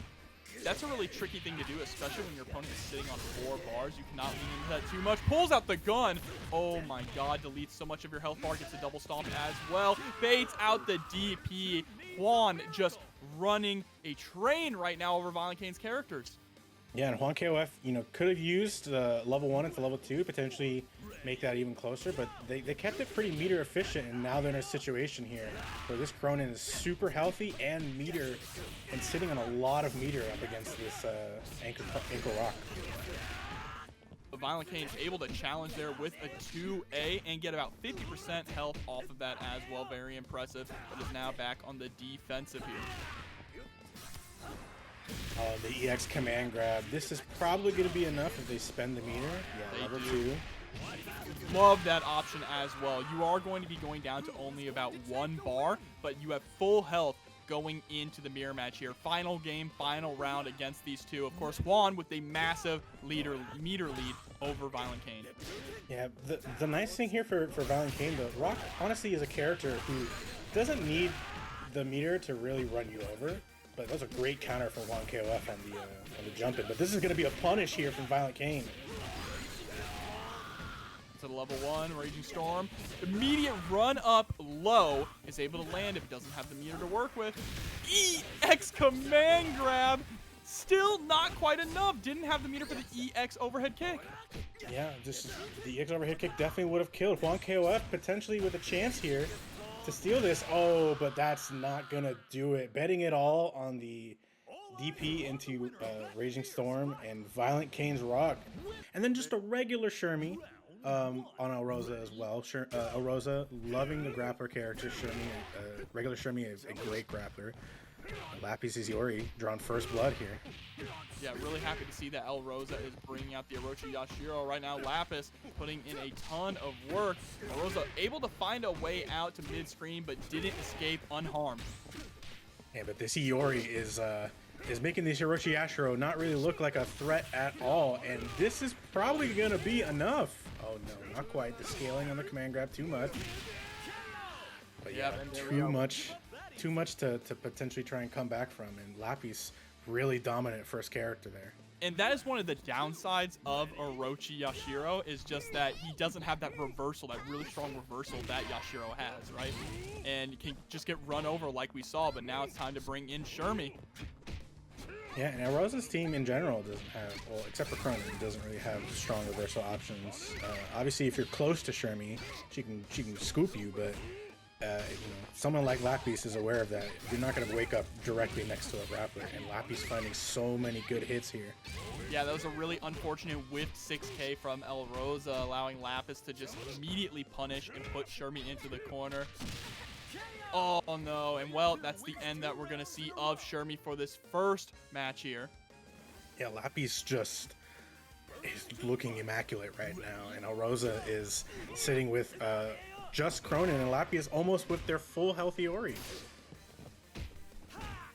Good patience there from both players as well. You know, Lapis did not want to overextend for the fear of DP coming out the moment that Krohnen lands. And Lapis just playing it slow here, and then just running in, very brazen. I like that Rosa is not letting the DP rip, right? Making Lapis be incredibly cautious of when it's finally going to come out. Yeah, you can see there's a lot of there's a lot of tense moments where they're just staring at each other, not hitting anything, because they're both respecting each other's wake-up options. Oh, what a response! Utilizing Shatter Strike as a response to the heavy slicer. Lapis, kind of crazy, but there's a Shatter Strike of El Rosa's own to finally take down Iori. But is it too little too late? Yeah, that Iori did so much damage and wasted a lot of time here. Krohnen did not get a lot of health back, and but the wake up DP, not wanting to use the meter quite yet. Trying to expect maybe a reversal uppercut there. Oh my god, and now in this matchup we're seeing El Rosa just really let the DPs rep a completely different way of playing, right? Before up against Iori, it was very patient, saying, I'm not willing to throw out those DPs, but now they're letting them drop. It is not enough though. Lapis able to close it out with O.Chris.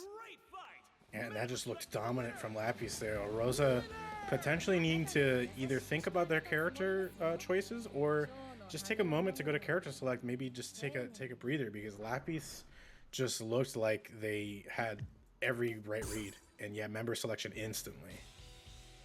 Select members. So I'm curious if we're going, what the change-up is going to be here, actually. Since we're getting that character select, I wonder if maybe El Rosa is going to try and bring in King of Dinosaurs, possibly? Or Gato, because they do have a Gato as well. It's Kula. It's going to be Kula. That's interesting. I do like that choice, though. I feel like Kula is actually a very decent matchup against Iori on point. Absolutely, I agree.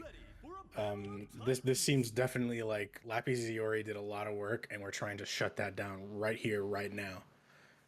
And we'll see if El Rosa can make it happen. Obviously, you know, everyone has Kula experience, and your Kula has got to be a step above the rest to really make the matchup experience not matter in this scenario.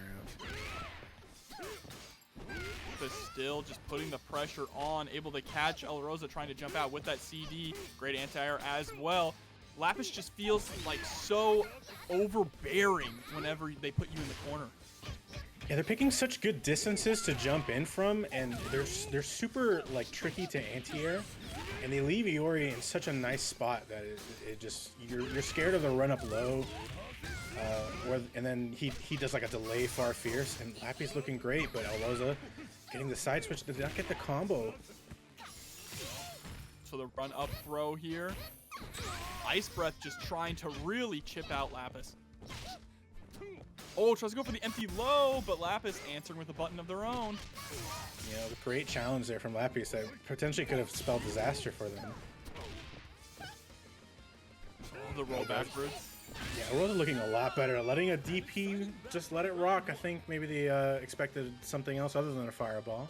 But still, that was a lot better for El Rosa. If this ShunEi can clean this up quick, we can be looking at a completely different scenario. Yeah, this is definitely a much better position for mi amor ShunEi to come in, able to land the 2D.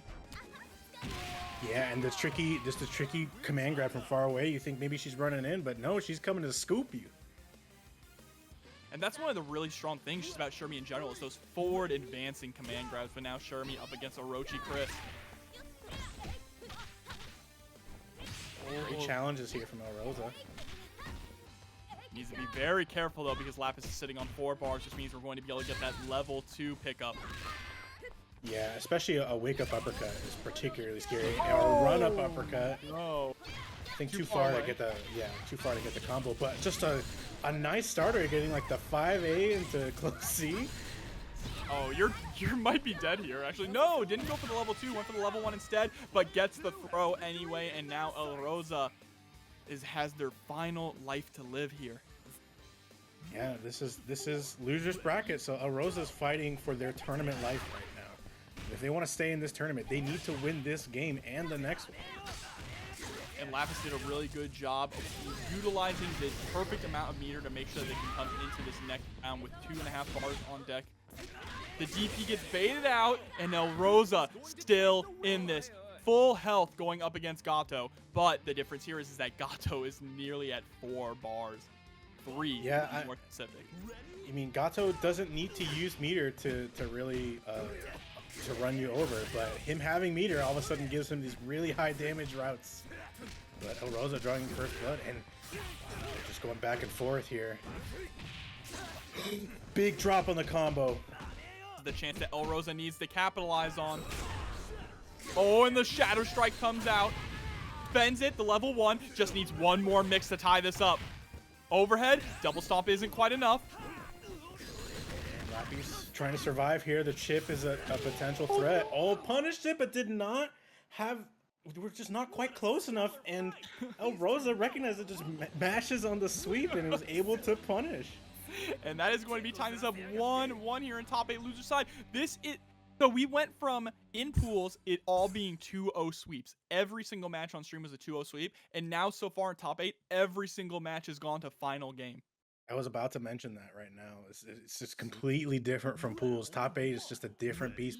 These players are playing to win, and they do not want to go home without making it close. Already, Lapis putting on that pressure, smothering El Rosa in the corner. The DP to escape back to this mid-screen situation, but it's like you mentioned, Lapis is constantly putting themselves at incredible distances for those jump-ins. Gets the jump-in CD. Trade there is going to be in Lapis's favor. Rosa anti-airing with the stand B, starting to recognize that Lapis is liking to hop a lot, but getting a punish on the wake-up roll, and Lapis's Iori is looking just like game 1. Just unstoppable right now. Yeah, something switched off in Lapis. This Iori just went berserk. Oh, nice little setup there. The backdash there. The big counter hit. Run up. Yeah, making this work here with regular Shun'Ei here. And it's just, this mix-up is just crazy around the mix-up game from El Rosa. Oh, but nice little low profile there from Lapis, able to pick up a little bit of damage. Oh, missing the confirm there though. Patience from El Rosa, not overextending, but throws out a 2D. Lapis able to get the hop in punish. Yeah, that's a heartbreaker there for El Rosa. They were looking so good with this Shun'Ei. They could potentially still try and close this out. Able to escape the corner. And the trade going to be on the El Rosa's favor, getting rid of Iori. Unfortunately, the clock has run down a lot, so it's not going to be much health. Yeah, I think if you're Lapis, you're definitely okay with that trade. At that point, Iori did so much work, almost bulldozed through 2 characters. And this O.Chris just needs to clean up the Shun'Ei, but the cross-up jump C from Shun'Ei. And you were mentioning that before the tournament as well, how strong that is. Getting to see it come out in full force and do about half health damage to O.Chris as well. You see Lapis here trying to represent the uppercut. This just, unfortunately, yeah, Rosa not able to find another good hit. After that one cross-up jump C, it was Lapis playing really evasive. Yeah, the really unfortunate part there that was happening with El Rosa and Shun'Ei was they were getting punished every time they were going for 2D, really. Lapis just always knows when to hop in. Yeah, too far away for the uppercut. Rosa not wanting to risk it. Plus frames here. Oh, stealing a lot of turns here, and the guard damage is adding up. But now Lapis has the corner. Just checking El Rosa there with the 2A. And El Rosa answering back with that check in the air. Air-to-air situation. Lapis is going to win. Gets the pressure on right now. Oh, nice roll away. Lapis staying really tricky. Yeah, I like that. I love the retreat, right? You do not want to get caught in a scrambling situation with Krohnen. Beautiful jump in as well. Level 2 super going to be able to pick up the combo after this. I'm not sure if that was a drop or if that was the end of the combo, but Lapis here looking to close it out against El Rosa to move on through top 8 losers. El Rosa still fighting. Still in this, that 2A to check the fireball startup as well, and answers immediately with a close C. Lapis going to eliminate El Rosa and move forward in the loser side of the bracket. But yeah, here we go, jumping straight into Juan, KOF, and Kotir now. If they give Shingo flames, what do you mean? Shingo gonna get the flames? How's he gonna get the flames? Alright, well, Yashiro versus Gato. This is what we expected. Already seeing Kotir. Wow, just throwing out 3 palm strikes in a row. It's working out for Kotir and punishes the wake-up roll. And this is a corner combo, so it's going to be nice damage into a little setup. Whiffs the 2C. An up, but just runs straight into a throw there from Juan. Now they can get some pressure started. Has Kotir up against the wall. Ooh, really unfortunate that the EX dropped there after the 2B. Yeah, I think they wanted 2B, 2A, 2A, and then they just missed the third 2A. And just did 2B, 2A, delay into punishable move. Now the O.Chris coming up against Gato. Oh, goes straight for the neck breaker. This time it's actually going to put Juan closer to the corner. Yeah, but Juan fighting instantly says, I don't want to be that close to the corner, so you get in this corner instead. And that's what Juan has been doing all night, right? They're not content to really hold any of this pressure. They are just immediately, the moment they get thrown or something, they're like, all right, let me just wake up and fight back. Yeah, and Juan KOF also likes to wake up rolls. It's just really, if they're in a position where they're close to the corner, they do not want to be there. And finding a nice hit here on this Gato, able to close it out. I'm not gonna lie, O.Chris combos look so sick. They do. That's the annoying part. Is this character is annoying, but he like does cool things, but he's also an annoying little kid, so I hate him. Oh, what an anti-air anti-air! 3D all the way from the tip, able to get the leg breaker there with the slide. Yeah, there it is yet again. Juan landing and immediately rolling back. And so far, no one's really been able to call him out on it and punish him for it, right? Yeah, and if they have punished it, it's been very, very minimal. Kotir, meanwhile, has been really chucking out these 3Ds with Mary, expecting a lot of hops from Juan, but they end up biting them right here. Oh, doesn't spend the level 1 afterwards either.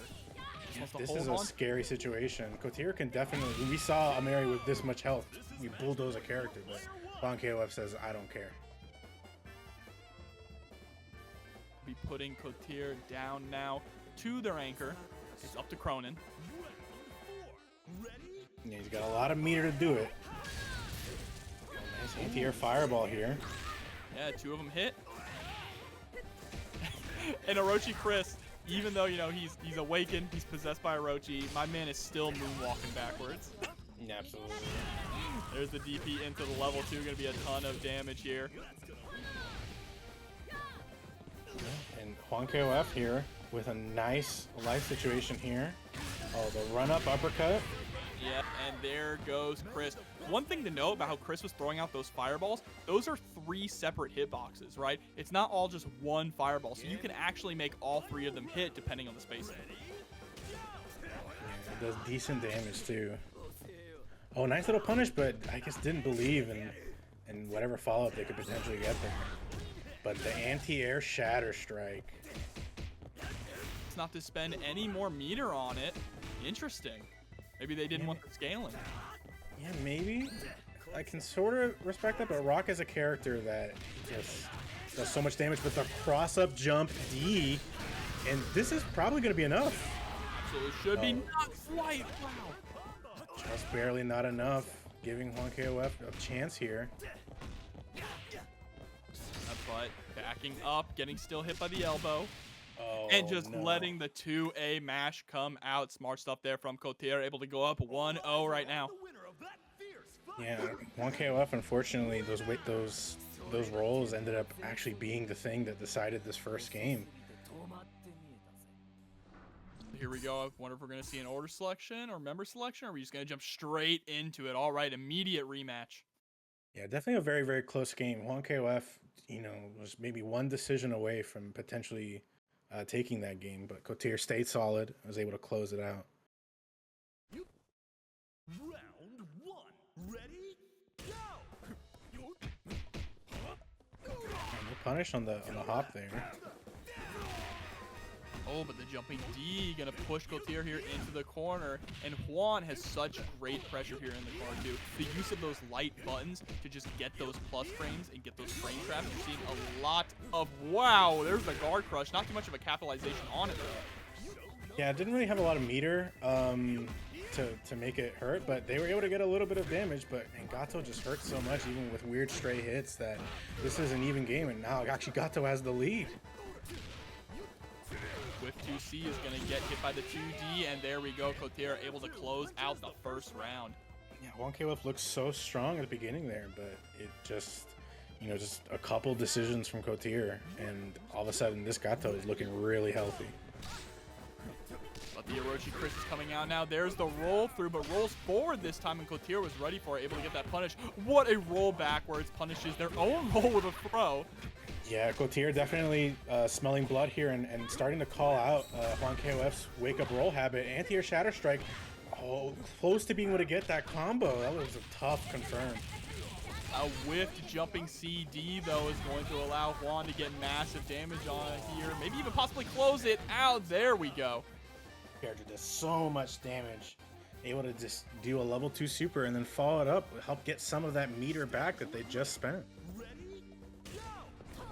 Okay, the jump backwards immediately into the fireball. Ooh, but hops right into a 2B from Blue Mary. Not able to get much off of it. Yeah, too far away for that to combo, but Mary's jump normals working out here. This is another nice starter here for Juan KOF, and this is definitely going to even it up. Neutral jump over the attempt at a command grab. The jump CD, so tough to deal with. I mean, it's not as crazy as it used to be, but still incredibly strong button. Yeah, I mean, good, because it was really ridiculous before. Wait, you don't like getting crossed up? What a close scene. This is going to be enough to close out O.Chris. And it's all up to rock now for Juan. Kotir is sitting on set point. And Juan KOF's got to be careful. This Blue Mary showed us that she is a tricky demon. And Kotir hasn't been really playing the super heavy command grab style we saw earlier. But getting a nice hit here. It has the corner positioning, going for counter hit pressure, but Kotir, oh, the wake up Shatter Strike. Trying to fish out for lows there with that 2B. JB comes out, able to actually bait out the DP with the sway. Should be enough to kill her with the DP, and it absolutely is. Kotir able to take it 2-0 over Juan KOF. Yeah, it's such a strong thing that Mary has is rhythm disruption. So, you know, when you're running your offense, you run it in a particular rhythm, whether you're aware of it or not.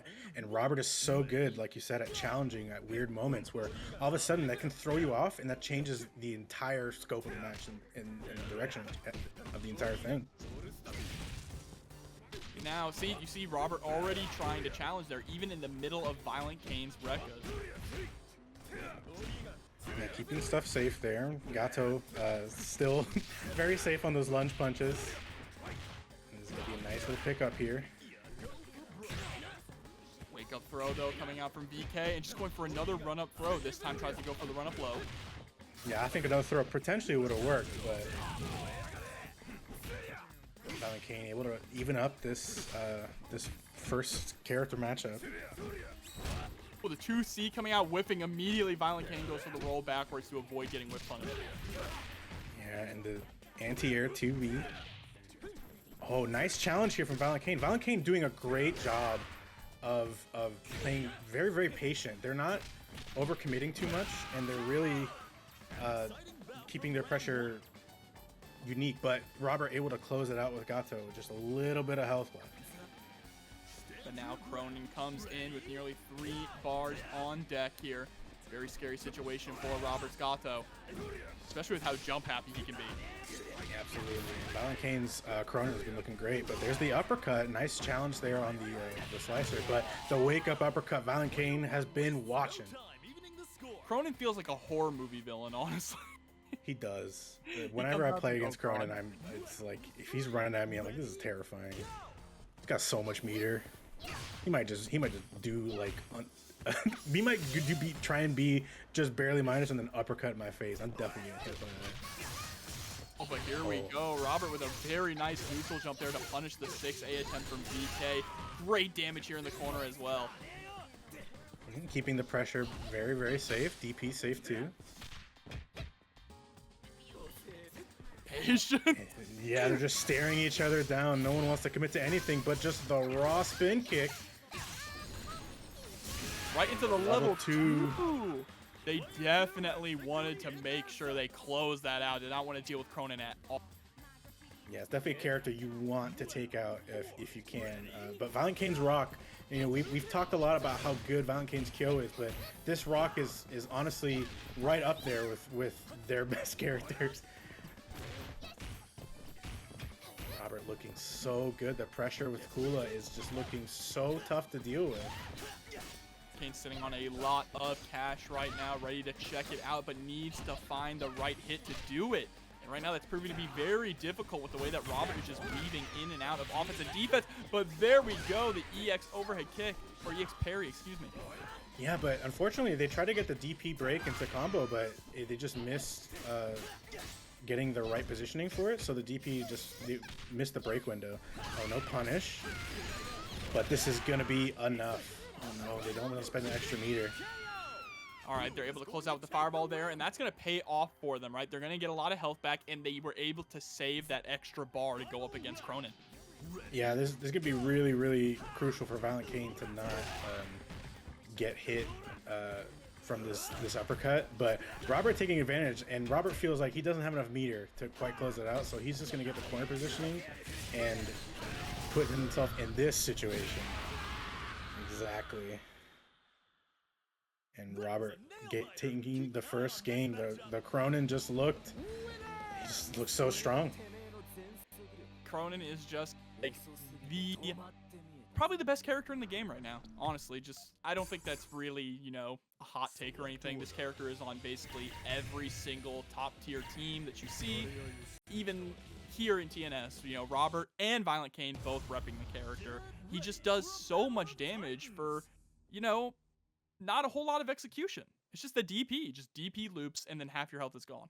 Yeah, and the pressure is just so tough to deal with too. It's, you know, he does sweep into fireball, you block it, he's like plus, and he gets these annoying scenarios. You try and escape, and he just uppercuts on reaction into all your health, like for pretty cheap. You know, it's just 3.5 meters, which when you put him at the end, he has that almost every single time. You're seeing ViolentKain being more patient here with the approach, just putting out a lot of 2Bs there, trying to stuff Robert's run up. Robert finally able to push ViolentKain all the way back up to the wall here, baiting the jump out as well. Getting the tech on the grab there, but this corner pressure from Robert is looking like a lot for ViolentKain to handle. Just trying to roll out of there, saying reset the neutral. I'm trying to play my game. Picking up, standing D is going to stop ViolentKain from jumping. They got the backdash 2C, but we're not able to convert that into a combo. But the 3D whiff punish is going to be a nice bit of damage here for ViolentKain.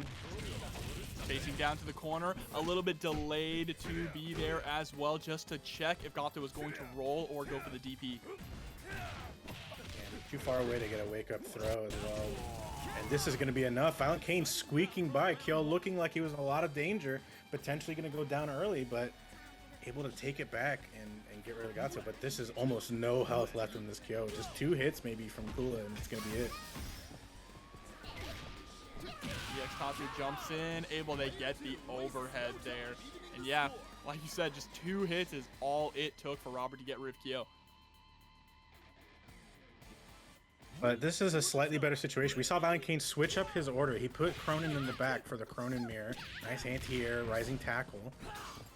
Some ground there with the elbow, gets the EX parry as well. Hard knockdown in the corner, goes for the jumping CD to get those plus frames. Yeah, it's also a safe jump too. But Robert able to find a hit and getting good damage here. Plays that jumping normal too to bait out the EX parry from Rock. So much damage on deck with this punish. Yeah, and the stun is a problem here. You can see Rock flashing right now, but ViolentKain able to pick up a hit. Are they going to dump the meter here? Yes, absolutely. Level 1 into level 2. Part of me is curious if just the level 2 would have killed, but ViolentKain wanted to be sure. I don't think it would have, personally, but you know what? We'll never know at this point. It's a tough situation for ViolentKain, yeah. The Krohnen with 4 meters, even if ViolentKain loses Rock here, you know, their own Krohnen is not going to have that much meter as well.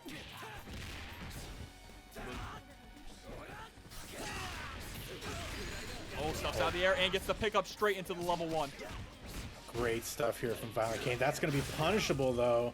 Fortunately, dropping the combo and just 1 meter there, 1.5 meter there is going to be all Robert needs to end Rock's life.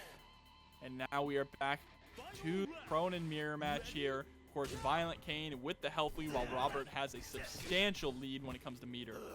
Yeah, but honestly, the amount of health that Robert has is not enough to even take an EXDP into level 1. Oh, Shatter Strike looking for it. We got a punish here from Robert, and all of a sudden, Robert's going to take the lead and going to threaten a 2-0 lead.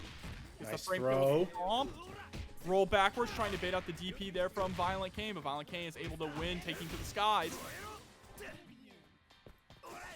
So tense. Any player could take it right now. ViolentKain with just a sliver of HP left. They have to be very, very careful.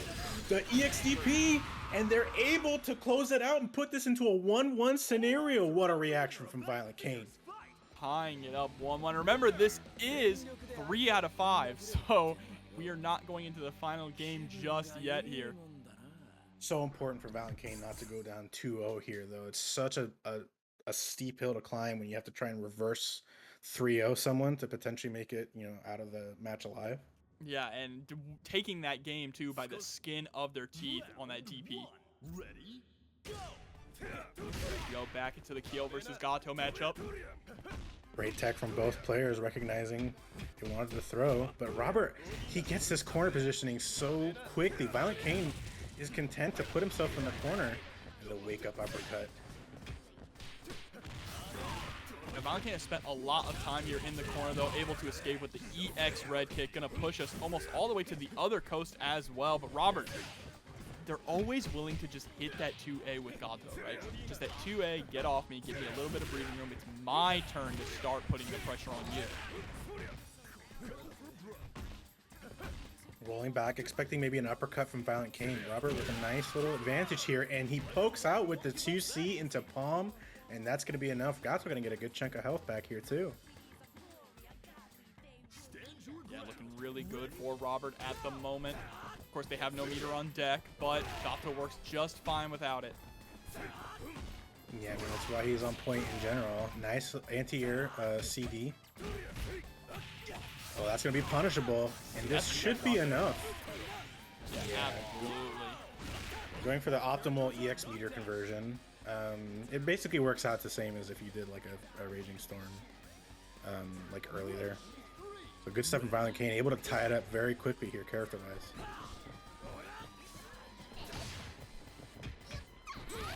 So patient. You saw Robert run forward and just like do nothing for a little bit. He was just applying pressure. Oh, the snowman again? EX Tatsu over, no attempt to challenge, gets hit by the low and the EX Tatsu, and ViolentKain is like consistently living a lot of their life in this match in the corner, right? Whether it be that they're getting put in the corner by Robert or they're just walking themselves back into it. Robert is just so scary. Like their willingness to walk forward and be threatening without even necessarily doing a move is really impressive. And here we see the tricky whiff jump CD into empty jump low 2B. And Robert's Kula looking really strong in this game 3. This is a really important round for Robert as well, not just to go up 2-1, but they're able to take this without losing Kula. That's a momentum boost for them. All right, great patience there. Gets the whip punish with the 2B. Yeah, such a strong 2B that Kula has. Able to get confirmed 2 whole 2Bs from that distance and still get a full combo.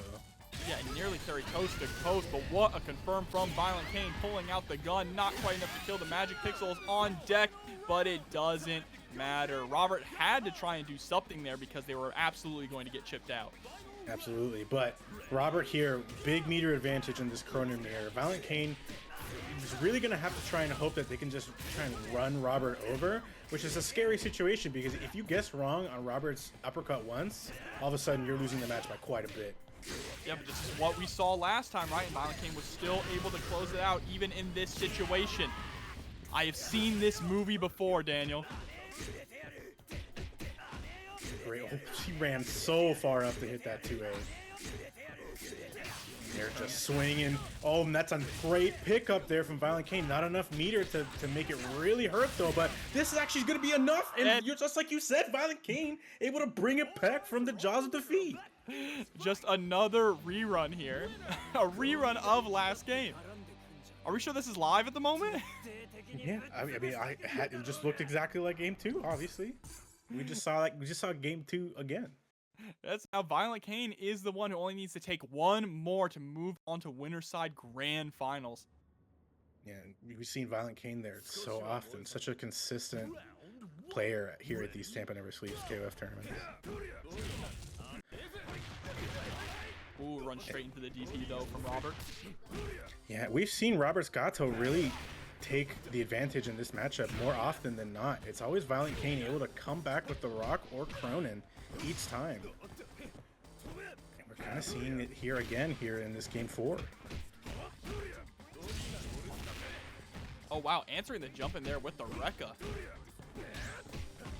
Jumping CD, get those plus frames, and then backing off, right? Does not want to extend too much.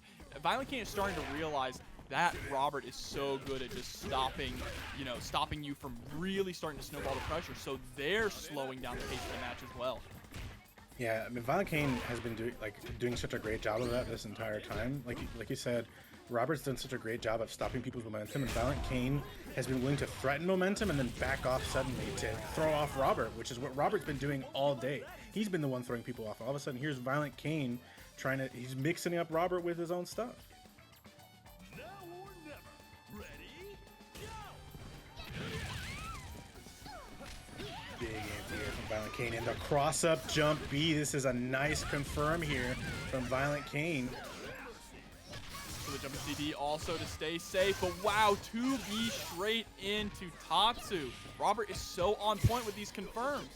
Yeah, it's just from so far away. No punish on the uppercut, not quite close enough for the 5C to hit. Well, just backdashing for their life. Yeah, honestly, just let the time run. If I were ViolentKain, you just make sure Kula does not get a ton of health back. And you see ViolentKain is building up meter as well with those Rekkas, right? Okay, if Robert's just going to sit back, I'll just build up meter for my next character and let the clock run down. Yeah, honestly, Robert needs to potentially... Oh, that's a big gamble right there, and this actually might be the end of Kula. Level 1? Is it enough? It is, and Kula is put on ice now. Robert he just got impatient. ViolentKain was content to let the time run down and say, I don't care. You're not going to get any health. And Robert just bet it all on a big slide. But there we go. Kyo finally taken down here. But Robert's sitting on their final character here. ViolentKain at set point. Yeah, Robert's Krohnen has been looking pretty rough against ViolentKain's own Rock and Krohnen. I mean, ViolentKain has shown that they know how to fight Krohnen. Which you need to know how to do. You mentioned Krohnen is probably the best character in the game right now. I'm inclined to agree. Great neutral hop. All these trades, and every single trade is going to be in ViolentKain's favor. But the Shadow Strike finally comes out, drops the EXDP, but you saw ViolentKain very patient with the approach to stop short because they were preemptively trying to predict that second DP from Robert. This should be enough. Just 1 meter here. Yes. Player 1 claws back to match point. This is so scary right now for Robert. Robert has a lot of meter and a lot of health, but this is still set point for ViolentKain. Yeah, ViolentKain potentially looking to try and move into grand finals winner's side here. Robert trying to fight to see if there's a game 5, but the stomp, and you have to be careful because the stomp into the climax is also a real possibility. That's quite a bit of damage. Oh, great DP here from Robert. That's just Robert knowing that ViolentKain likes to go for 2A, right? So going, okay, I'm just going to immediately DP because if you go for 2A or 2A into Slicer, I'm going to get the answer right either way. Didn't burn the meter. I don't think it would have killed, but this is definitely going to be enough. And Robert bringing it to a game 5, staying super patient. Wow, game 5, our first game 5 of the night, and hopefully not our last. Yeah, Robert playing really, really just patient, and I think ViolentKain was expecting maybe more desperation or maybe more aggression from Robert, but they were able to just pick their spots super well. Didn't spend too much meter, but they were able to get the kill still regardless. But they are both just going to lock in immediately. No character select, no order selection. They're going into the final game. All right. Still all this patience here. They've slowed down the pace of this match so much. Yeah, and the empty jump throw from ViolentKain, tricky stuff, but nice little counter poke there from Robert. But too close for comfort. ViolentKain wakes up with the throw. Yo, just swinging. Robert's throwing out kicks. Robert, I know you want to jump eventually. Let me just keep hitting standing D until you do it. Not quite close enough to get the punish with the full combo, but at least got the 2C out of it. Robert's got to be at least a little bit happy he didn't get punished. Wow, just pushing Robert to the corner here with these jumping CDs. We mentioned that Robert has been putting ViolentKain in the corner, but ViolentKain has been doing a good job of in this match to keep it mid-screen or to push Robert to the corner, but the anti-air shatter strike, not quite enough to kill, but throwing him out of the corner. That might come back to haunt him, Rosa. And it absolutely is. Yeah, definitely is. No extra meter needed. They got the shatter strike, half meter returned, and then the rest was just meterless. Yeah, see, that's the kind of situation where it's maybe not the best idea to throw your opponent out of the corner, right? When you can keep them in the corner and keep that pressure on them. Yeah, and the thing that's also like kind of not great about that command grab is that it's a soft knockdown. You don't even get like a setup off of it. So it throws him out of the corner, and ViolentKain is able to quick get up and just put himself in a situation where he's ready to fight right there. Ready? Go! Right, it's now Rock versus Kula time here. Kula was able to get rid of Kyo very easily. Oh, nice. Anti-cross up, close C. And this has kind of been the problem character for ViolentKain, right? Kula has really been carrying a lot of the weight in this matchup so far. Yeah, the really, really strong normals from Kula and just the pressure in general has really been a lot for ViolentKain to deal with. He's had to make several Krohnen comebacks to put himself in this scenario where there is a game 5. And Robert sitting with a nice life lead right now. Yeah, you're seeing Robert is fishing a lot with these 2Bs. There's a great EX command grab into the overhead kick. So ViolentKain is trying to take to the air a lot to just not be on the ground where those 2Bs are coming out. There it is, run up 2B. Yeah, and it's so good. Oh, I don't think he wanted that overhead attempt. The snowman Oki. Oh, uppercut, and that's gonna be enough. Player one needs Wow. a miracle! And now it's Robert sitting on set point. And ViolentKain is the one who has to bring it back with Krohnen. Yeah, but I mean, we've talked about Krohnen with a stick of butter, and he's almost got the full thing right now. And there it is, speak of the devil. Right on cue, but gets clipped by that 2B yet again, is going to get sent all the way to the corner. Just wakes up with buttons there. Doesn't think that Robert is going to really challenge. And just stomps him. Did Robert just wake up with 2B and get stomped? That's amazing. That's so sick. And here we have the Krohnen mirror. Honestly, though, Robert still with a lot of meter himself. This is really anyone's game right now, but this is a great start for ViolentKain. This is final game, final round, by the way. ViolentKain just needs one more loop to do it. Yeah, one more hit from ViolentKain, and that's going to be... And that's it right there! He bet it all on the EX uppercut! Oh my god, ViolentKain able to take it 3-2 over AR Robert. Moving on to Grand Finals winner's side. And also a huge shout out to ironically Weeb for the $20 direct contribution to the match arena. We are sitting at $143.40 for our players. Thank you so much. That's sick. It's sick to see if we can get up to 150, but what a whiff punish there from DS Shadow X. Tries to hit him with the Frankensteiner, but Kotir is ready. Oh, the standing C whipping, but Kotir not answering. We've seen Kotir with that jump C getting him a lot of mileage pretty often. The far C from Clark's putting in so much work for DS Shadow X. Yeah, I guess the rolling death cradle gonna throw Gato all the way into the corner, harassing with that 2D as well. That's one of Clark's strongest buttons. Yeah, and the thing with the 2D is you have to. It's for players of this caliber, it's easy to react to, but you always got to be watching for the front step because you just never know. But Kotir able to get an early lead here, taking care of Clark, but one good hit from K-Dash could even up this game right here. K-Dash slowly trying to chase down, but Kotir with a well-placed jump B. Getting CD in as well. Baits out the DP, gonna get a nice punish on this and carry to the corner. Gets a nice super. Kotir willing to use all their meter. They have the corner positioning here. Uh-oh. Okay, and it looks like we're okay. A nice roll through there. Didn't have the meter to get the kill though. Goes for the EX slide, but gets clipped by the close C.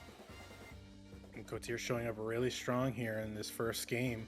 This Gato putting in quite a lot of work. This Anchor Iori is going to have to run through and reverse OCV if Shadow X wants to get this first game. Just raw 2-seated challenge. Oh, well, it is not going to be an OCV here if Shadow X has anything to say about it. A perfect there, able to get rid of Gato, but now has to deal with Blue Mary. And for those of you watching that are lore fans, I'll have you know that both of these guys are competing to get their run back against AR Robert, because Robert is the one who sent both of them to losers. Yeah, Robert been on the tear this tournament. And you see Kotir doing that early 3D to try and catch jumps. Able to get one to land, but not getting the full combo. That jump D from Mary, such a strong air button. But Shadow X not able to get the pickup, just a little too far away, unfortunately there. Still not getting locked down in the corner. Great rollback, just trying to avoid, gets clipped by the slide, but a nice wake up throw. Shadow X looking pretty strong here. Not going to get a ton of health back, but this is in a situation where, you know, Shadow X can definitely make this comeback. Yeah, I mean, we have seen reverse OCVs from Shadow X before, so it is definitely not a surprise if it does happen, but Krohnen does have 3 bars, nearly 4 bars on deck. Man, that's a great starter to that combo. We're definitely going to be dumping the meter here. Not going to be enough to kill. Yeah, saves on it. I like the idea of saving on it too, because Iori's not as dangerous as Krohnen when it comes to raw damage output for small amounts of meter, but also you're giving yourself defensive meter for guard cancels if you need it. Exactly, I was just about to say that. But Kotir with the jump CD trade in his favor, able to take this game 1, looking very, very strong. And remember, this is only 2 out of 3, so Kotir up 1, that's very important. Shadow X really needs to do something different here, because Clark is just not getting it done. Yeah, I mean, Clark is finding these good hits. You see a lot of stray, 5Cs hitting and stuff like that. But, Clark really wants to get his like mix-ups going off of grabs and try and put you in the vortex, so to speak. And Kotir has done good call-outs on jump, trying to do hop jump C and stuff like that with Gato, and he's getting good hits. But wake up command grab, you're too close for comfort, buddy. All right, 2D there, able to actually punish the rollout, but unfortunately, Shadow X isn't going to get much pressure off of that. There's the run up into the Frankensteiner, putting Kotir back into the corner. Yeah, and you gotta respect that. Gato tall enough that he's gotta hold that, and the mix-up after is really scary. It just does not block the jump A, and it's not gonna be enough, but one more mix-up. Tried to call out the roll through and was right, but unfortunately the 2A did not connect. Standing C is gonna get whiff punished by the 2D. Kotir turning these around, but blocks and punishes the Shatter Strike, and finally Clark looking a lot cleaner. Yeah, that was definitely a very clean Clark round. Basically everything you wanted to see happened. But Kotir with this Blue Mary has looked so good, and that early 3D to call out the jump. There into the standing C, but Kotir just keeping up this pressure. Okay, puts you in the corner yet again with the Frankensteiner, catches the 2B as well. Goes for the uppercuts. Look at this combo here. DDT. And getting the safe jump here. Oh, and I think they expected it, but did not get the punish. But Argentine Brackbaker into the super. This might not kill. The scaling on command grab into super is not great. Yep. Not quite, unfortunately. Spent 1 bar in that, but goes for the run up. Frankensteiner. Hey! Hey! So good. And Shadow X looking like a different man right now. The Clark has been turned on the cusp of an OCV. Yeah, and the super healthy Clark, and honestly, Clark does not need this meter to run over even someone like Krohnen, but run up DP is still gonna be enough. Oh, get out of this guy. Death Valley driver spiked down to the ground, able to jump in with the JA, resets into the command grab. Another command grab here from Shadow X. Everything is coming up Clark right now. Oh, but that's going to be enough to close it out. But Clark did the damage he needed to do. Even though, you know, Krohnen's going to get a small chunk of health back, Clark did a lot of damage to Kotir. Yeah, was able to really tear apart Kotir's team there. And now, K-Dash and Iori can rest a little bit easier going up against Krohnen. Or maybe not. What a roll, though. And this is a great start for Kotir on the second character. I love to go for the gunshot option as well. Just put as much damage on the board as you possibly can. I think it's also smart to put the... Oh, what a pickup. Into the climax? No. This doesn't kill, right? This does... Yeah, this doesn't kill. Okay, not quite. He's in like a chip scenario. Oh, that could be enough to build a meter. He does. Built the meter off the second DP. It's all up to Iori now to tie this up 1-1, but Kotir is now at set point. If they can somehow win this round, that's going to be very impressive. With no meter at all, Shadow runs right into the DP. Oh, they didn't believe that was going to hit, and this is going to be enough. Shadow X says, I can close this out. I had a huge lead. You're not taking this from me. It's going to game 3. Yeah, 1-1 here. You know both of them want their run back so bad. Yeah, Shadow X looked like a man on a mission with that Clark. We'll see if they recreate the magic here in this game 3. Kotir is gonna have to try and see what got Clark to get so much in that game 2, and what can Kotir do to stop it. And Shadow X is gonna want to keep that going, keep that Clark momentum up, because that is so important. Right, starting to utilize that 2C into the standing C as well. The 2D anti-air, very nice. I really like that Shadow X. Yes, Shadow X is starting to incorporate 2D a lot more, and I think that may have been the issue in the first game, right? They weren't throwing out a lot of 2D, and it's one of Clark's strongest tools. You see Clark getting almost calls out the roll.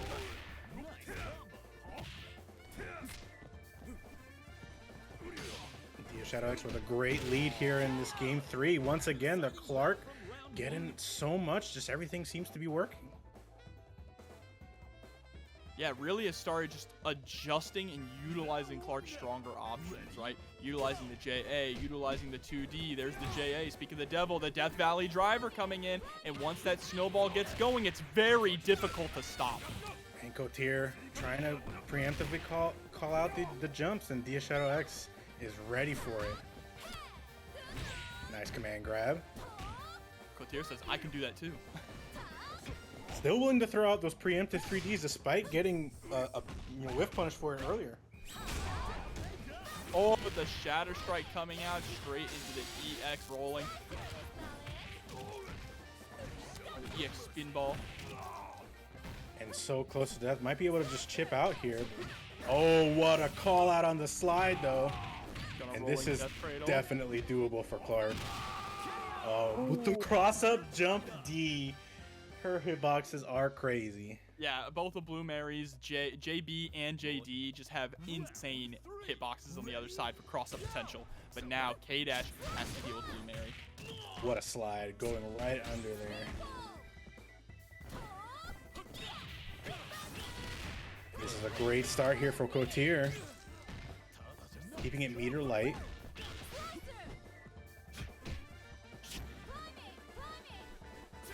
Oh, look at that. Just still throwing out those preemptive 3Ds, right? Great punish there from Shadow X on the roll attempt, though. Should be able to kill with this level 2. No, not quite. I feel like that should have killed. I've lost all my channel points tonight. Yeah, I feel like that definitely should have killed. But O.Yashiro is able to close out the Blue Mary with the jump A there. And is sitting at set point now. Just has to fight their way through Krohnen.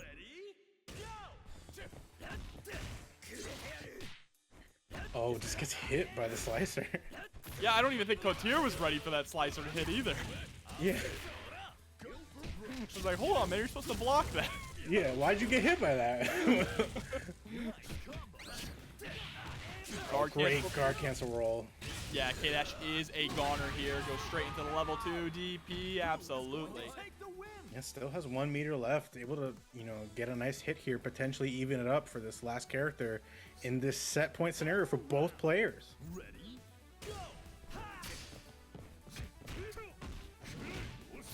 Almost punishes the backdash. O.X's Iori looking pretty good. Getting a nice hit here. Is this going to be enough? Run up low, you have level 2, but you're going to be able to get the level 1 into the level 1. That should absolutely be it.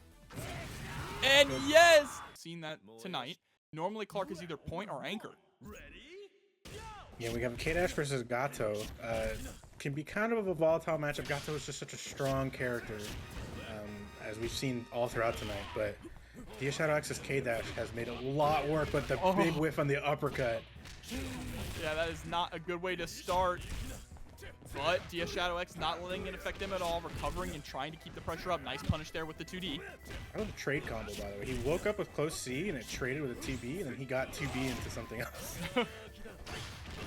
Oh no, unfortunately unable to pick up with the EX slide. They're just a little too late on it. Throwing out that roundhouse though, gets the air confirmed. Oh, they almost baited out the shatter strike by got hit at the last second because they threw out a 2A. Tricky setup there from Robert after the super, but O.X was ready for it. Unfortunately, they bet it all big, trying to close it out, and Robert punished just with a simple little 2-piece right there. Chasing straight into the air. Yep, able to get that anywhere juggle with the EX tackle. Plus frames on deck, utilizes them for the Frankensteiner. Yeah, so scary. He can do another one. If you try and hit a button, he just armors right through it and just beats you. And then also Frankensteiner beats a lot of options too. So it's just a scary situation to be in. But Robert's still looking really good here. Wake up throw. Oh, almost with punishes there, but is able to get the jump in. J.A. getting rid of Gato. I really like O.X's patience there because he's done 5C into 5C so much. And that time you saw 5C into hop A, which I think Robert was expecting another 5C from O.X, and O.X was ready for it. Yeah, and that's the next layer, right? You're starting to condition your opponent with your own, like your own habits, and then immediately turning it on their head. Oh, O.X trying to run up. I think that was a run-up command grab attempt, potentially. Most likely, but Robert just said, nah, hold this CD, please. Not enough to kill, but putting Clark in a really tough situation. Oh, chases to the air there with the JB. Finally gets rid of Clark. Yeah, Robert doesn't have to commit too much there. I mean, the only thing they really have to fear is like a jump D anti-air, like air from Clark there. And Robert just playing so tricky.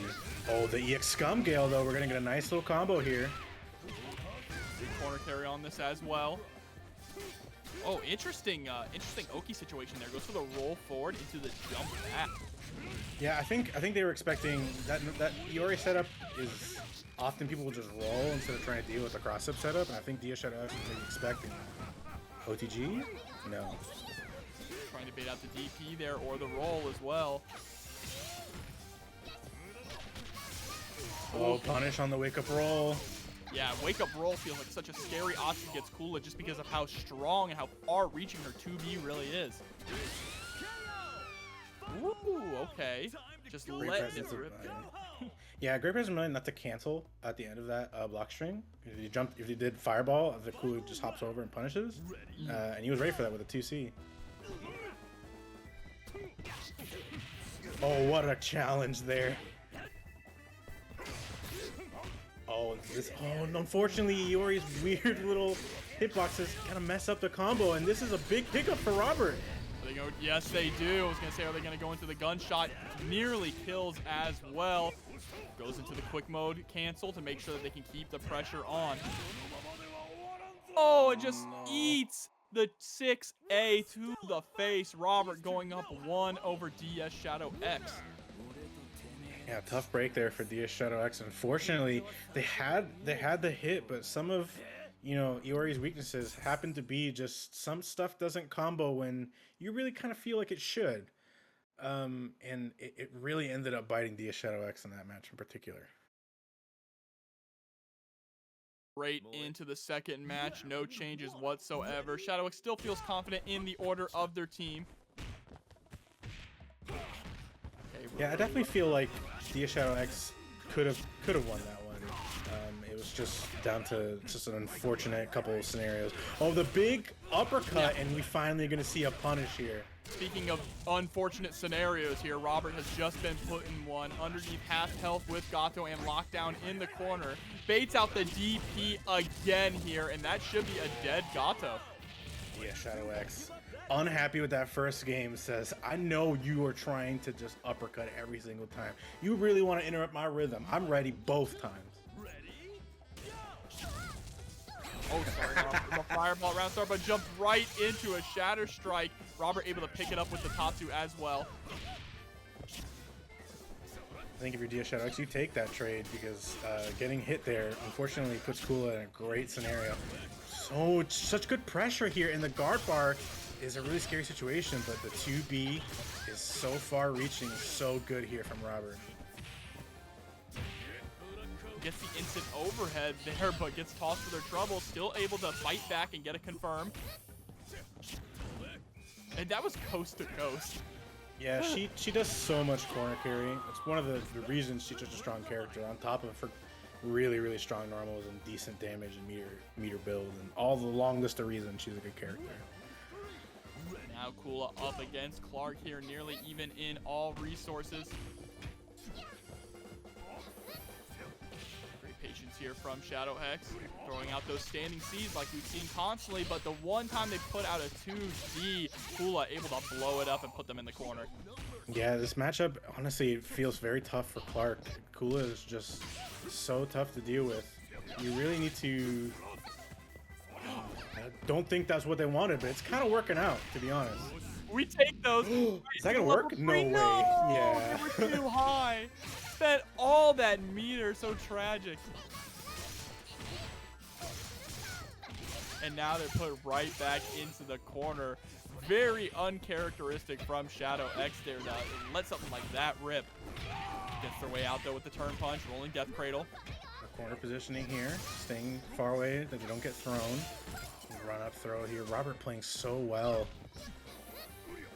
Nice roll away from DS Shadow X. Anyone's game here for this second character.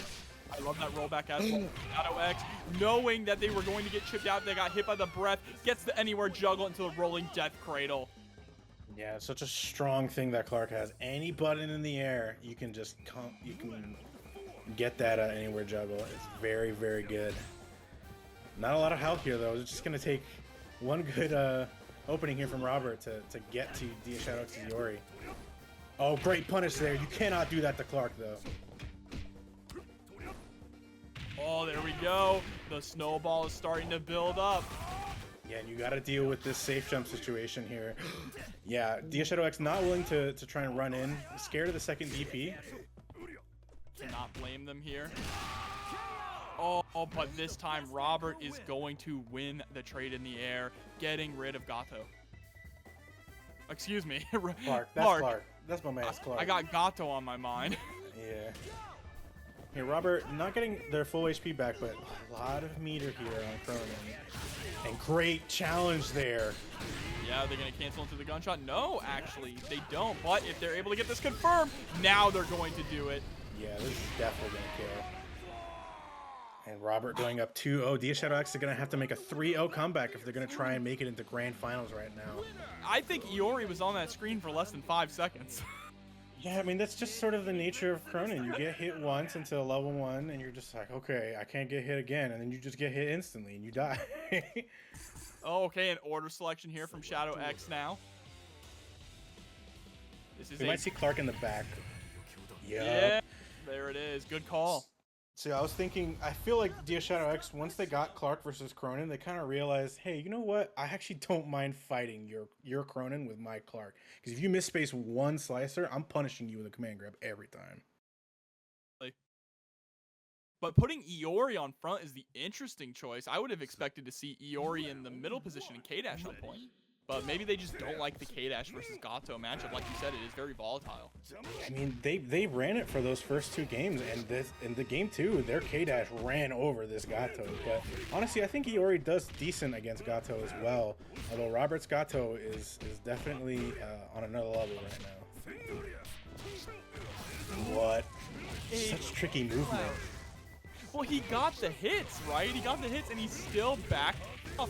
What a cross-up as well, speaking of running over Gato. Yeah, that was the filthiest. Like, that was such a standard Iori mix-up, but all those like standard Iori mix-ups that hit with Taco just look so filthy. And this is an Iori who got all his health back, and Robert and here all of a sudden on the back foot. I think this is the first time, really, that Robert has been this far behind in this set. But is already trying to bring it back here. Kula looking very clean. Yeah, the anti-air 2Bs from this Kula, but a nice challenge with the 2C. We've seen Shadow X go for that a couple times with great success. Oh, great hit here, and this is, whoa, they just forgot the rest of the combo, and they're getting another chance right here. This is how the combo should have gone. Yeah, oops, let me do it again.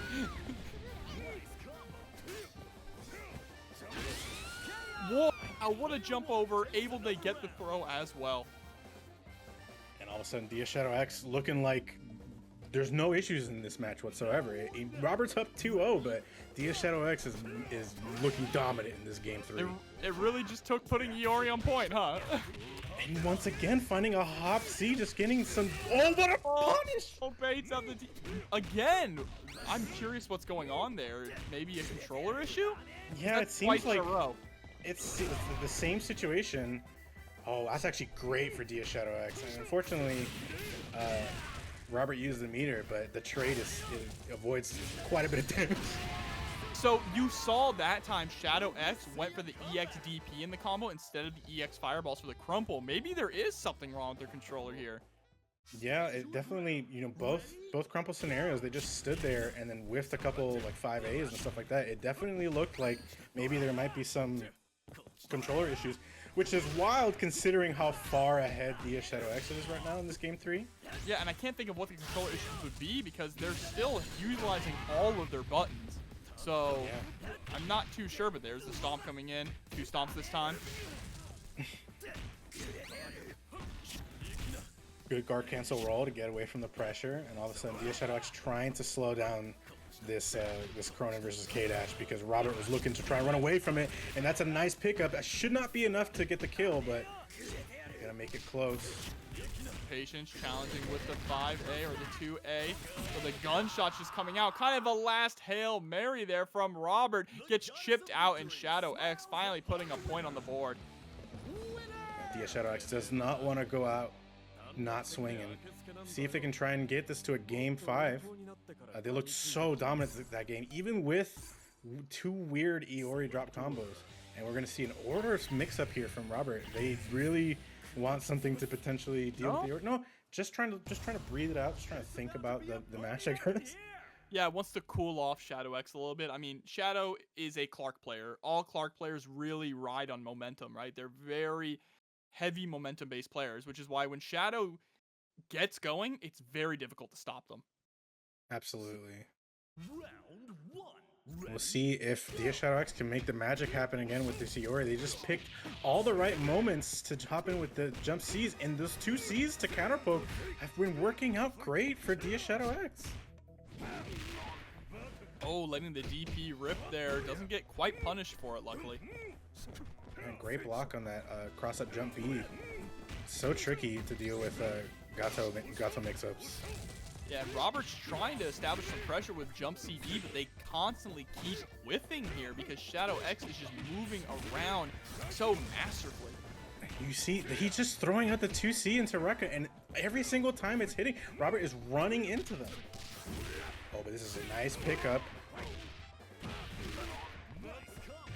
Push all the way to the corner. Nice throw as well.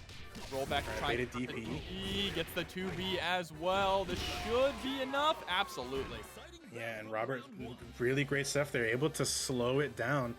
DS Shadow X definitely, like you said, they're a momentum-based player, and they can really try and run you over. If you are not careful, you really need to be able to stop what is happening. Oh, but he is just letting it rip.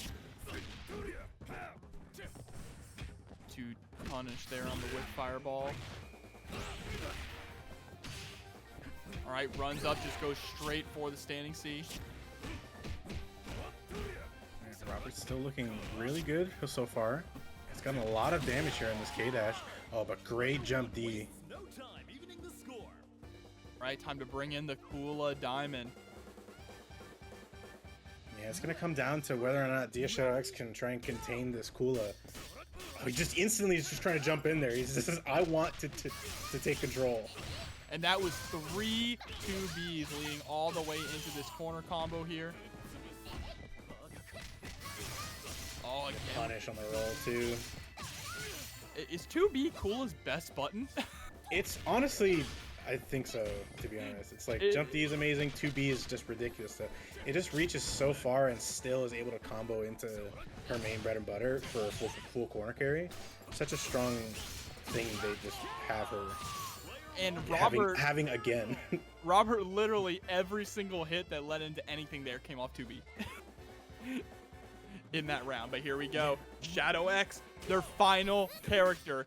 5-bar Clark still. Can they bring this back? Yeah, if anyone can do it, it's definitely DS Shadow X's Clark. But this is a lot to do, and this matchup, not the funnest to deal with. They get the safe jump off of that, which is really good. Oh, and just runs into the jump A, and this is a nice little bit of damage. Once again, going for the safe jump setup. Oh, he jump command grab. And grab, hell yeah, here we go. Chases down the backdash as well with the 2B. Baits out the Tatsu. Goes into quick max. Kula is gone, and Clark is at full health. And this is what you want to see from DS Shadow X. He put Clark in the back for a reason at the start of Game 3. And it was to fight this Krohnen. So we'll see. Oh, empty jump command grab again, and he has to deal with another safe jump setup. Oh, Frankensteiner. Catches the backdash yet again, goes into the quick mode. Okay, yeah, Robert just needs to stay patient and let this run out. Oh my god, gets the whip punish there with the far C. Straight into the elbow drop. 2D at the end of that pressure string, I should say. But there's the pickup from Robert. Should be able to go straight into the, level 1.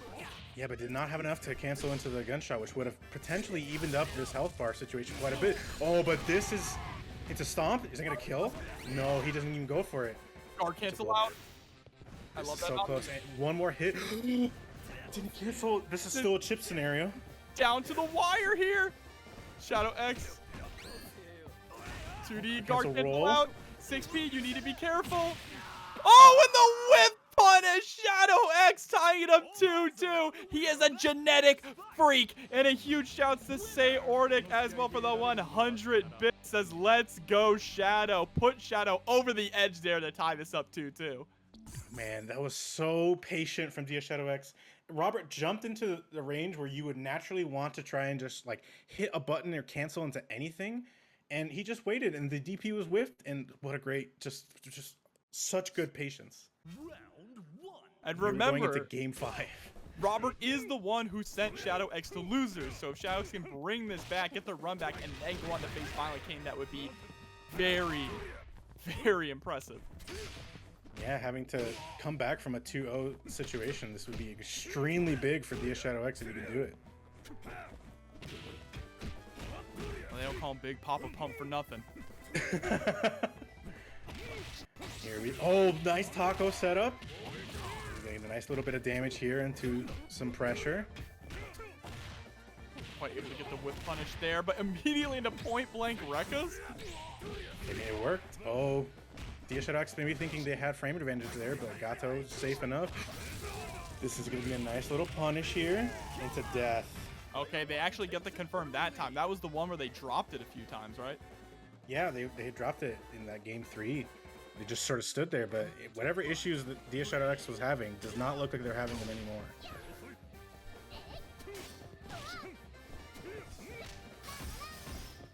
Yeah, Robert is going to be chasing down with that 2B, right? Even when Shadow X goes for the back hop into the taco, Kula can just chase down with that 2B to stop him. Yeah, and the raw Tatsu is also just so tough to deal with. Even on block, she has follow-ups, and you basically cannot challenge. You just kind of have to let it rock. So it's tough to deal with. Robert able to even it up here.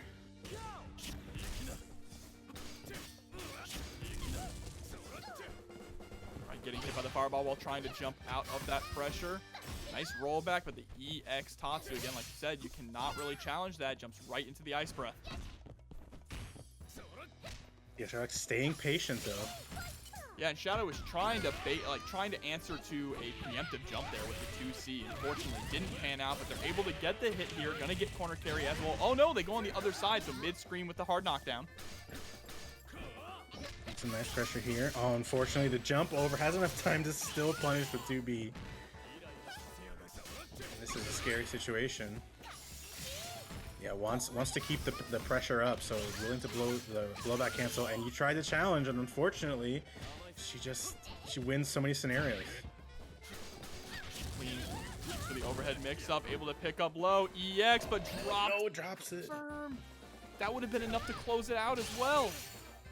Oh no, the wake up DP and the ice. That was such a tragic situation, almost a checkmate situation, because Shadow X would have had to guard cancel or wake up roll to avoid the ice, but then even then, Kula probably could have punished.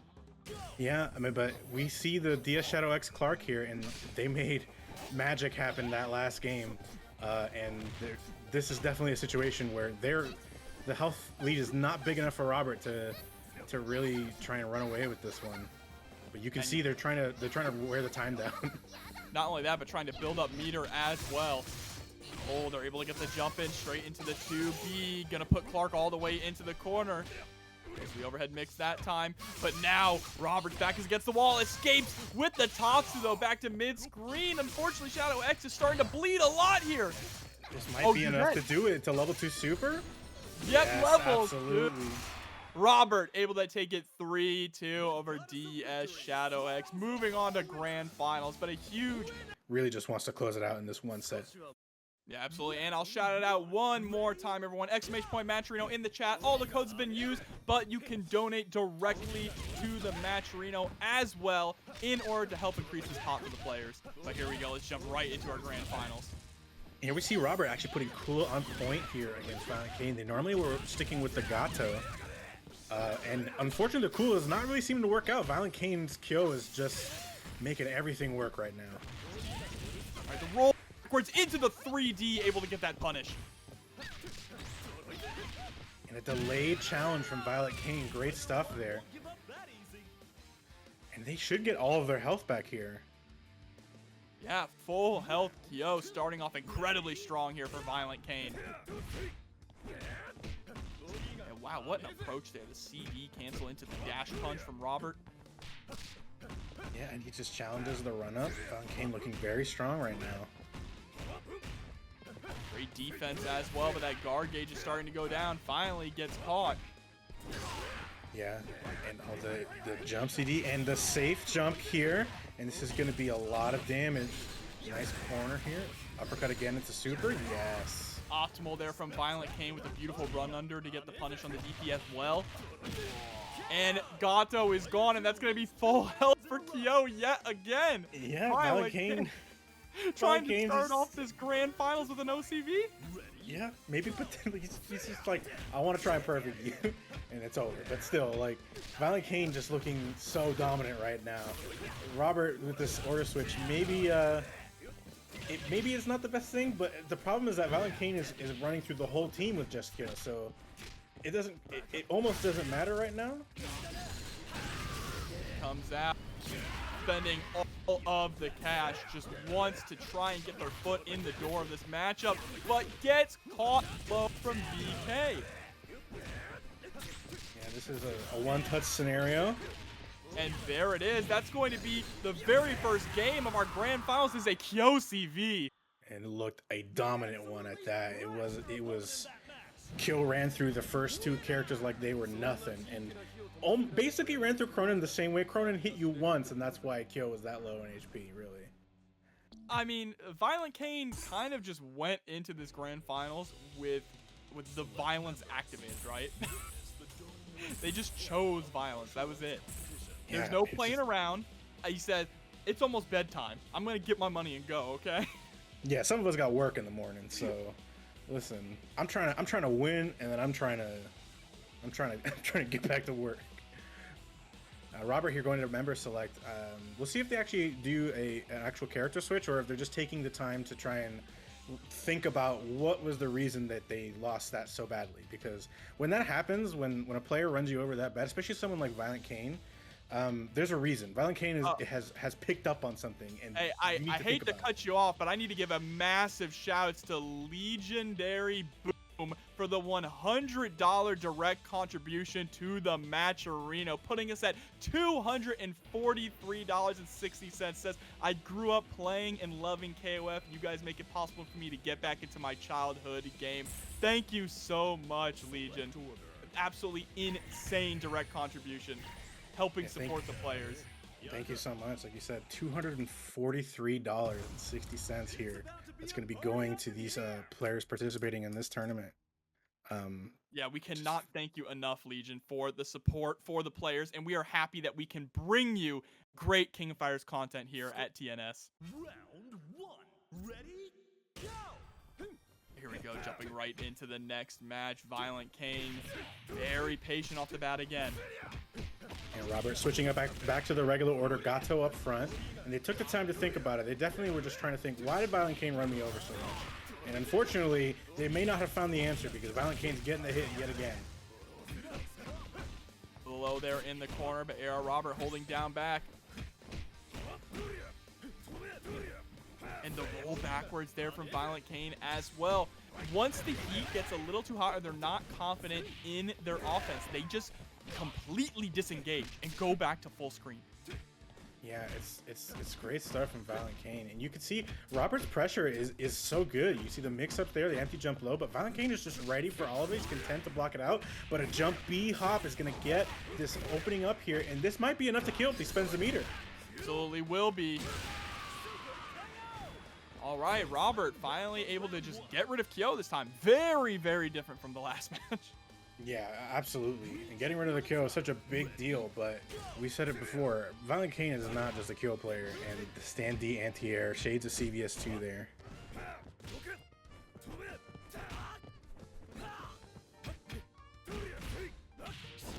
And ViolentKain just retreating back to a safe distance. The EX command grab is gonna be enough. Heading to the next character now. Kula Diamond up against Rock. Rock with the substantial meter lead here. Jump CD is such an invaluable tool in this matchup in particular. I mean, basically for every matchup for Rock, because it's such a strong button. But it is really the best way to try and keep Kula out of your grill with the Shatter Strike. Yeah, that Shatter Strike is actually a whiff punish there on the standing C from VK. The substantial amount of damage in the corner. Great pressure, able to get the overhead.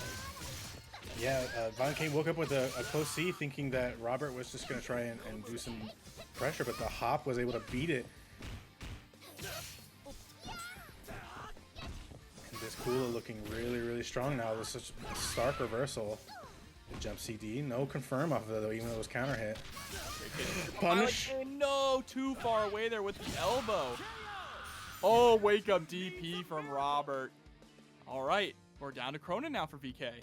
Yeah, but VK's Krohnen did so much magic in the winners final set. So many comebacks with this Krohnen. I guess the double 2B, but does not confirm it into a combo. Throw is not going to be enough, but it's going to be close. And huge shouts to Sayordic for the 100 bits. Thank you so much for the support. Great damage here from this Kula, and the corner positioning and the jump C. beats the 2A challenge from ViolentKain, this is a completely different game. Pressure on. With the ice breath as well. Finally, VK attempts to jump out, but immediately eats a DP and is put back into the corner. This Kula and the anti-air Shadow Strike into just jump D. That's all that Robert's gonna need to take this second game here. Yep, 1-1 here. Very great work there with the Kula. Says she's not afraid of you or your fire. Sheesh. Yeah, just standing at such good ranges against Krohnen, and the pressure was just so tricky for VK was trying to challenge with 2A, and then it just ate a hop every single time. And then the times that ViolentKain was trying to beat the hop with 5A, the 2B came out, and it was just Robert was just playing so well. Such great KOF. Masterfully, right? And that's why these players are in grand finals right now. Here we go, ViolentKain immediately getting the whiff punish right off the bat there. I love that they're backing up at every round start, right? Just allowing Robert to possibly overextend, able to get the 2B pick up there. Kill combos just look so cool. On Wake Up Uppercut, Robert has been letting them rip all tournament, and you definitely got to represent it, even if ViolentKain has called it out a couple times. The instant jump CD from Kyo is so tough to deal with. This jump CD is just so fast. Oh, but there we go. The VK special DP into level 1. Able to get the 3D whiff punish as well. And Kyo is going to go back up to full health, possibly. I think full health, right? Or just by it? Okay, one smidge. Yeah, just a tiny smidgen. Maybe missing about 40 health right here. But this is definitely a much better situation for ViolentKain. But the 2B, so far reaching. Gonna get a nice combo here. It's just a nice meter build.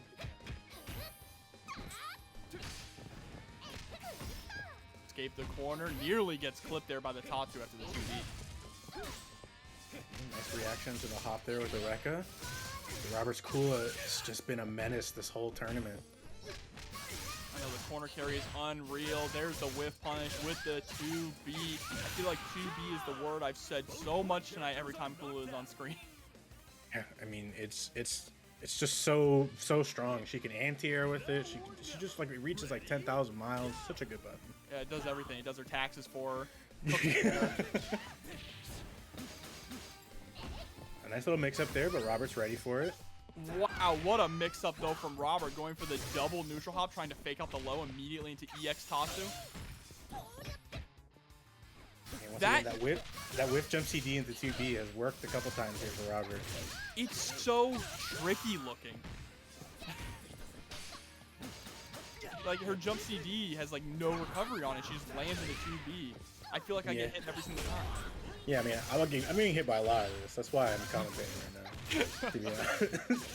But Robert's Kula, once again, looking so strong. Robert figured out something, because this Kula is taking control. Kula is the backbone of this team right now. Yeah, it's gonna be really important to see if ViolentKain can overcome this Kula with a couple of good decision making. CD hitting, gets the low. I would spend a meter. I would kill this character, but they're scared of the Krohnen in the back. And unfortunately, she gets a CD into a throw. This is where she has made everything happen. But the challenge works out for ViolentKain this time. He doesn't even do the DP. He hits with the 2A. He definitely meant to do the DP, but it looked way cooler killing with the 2A.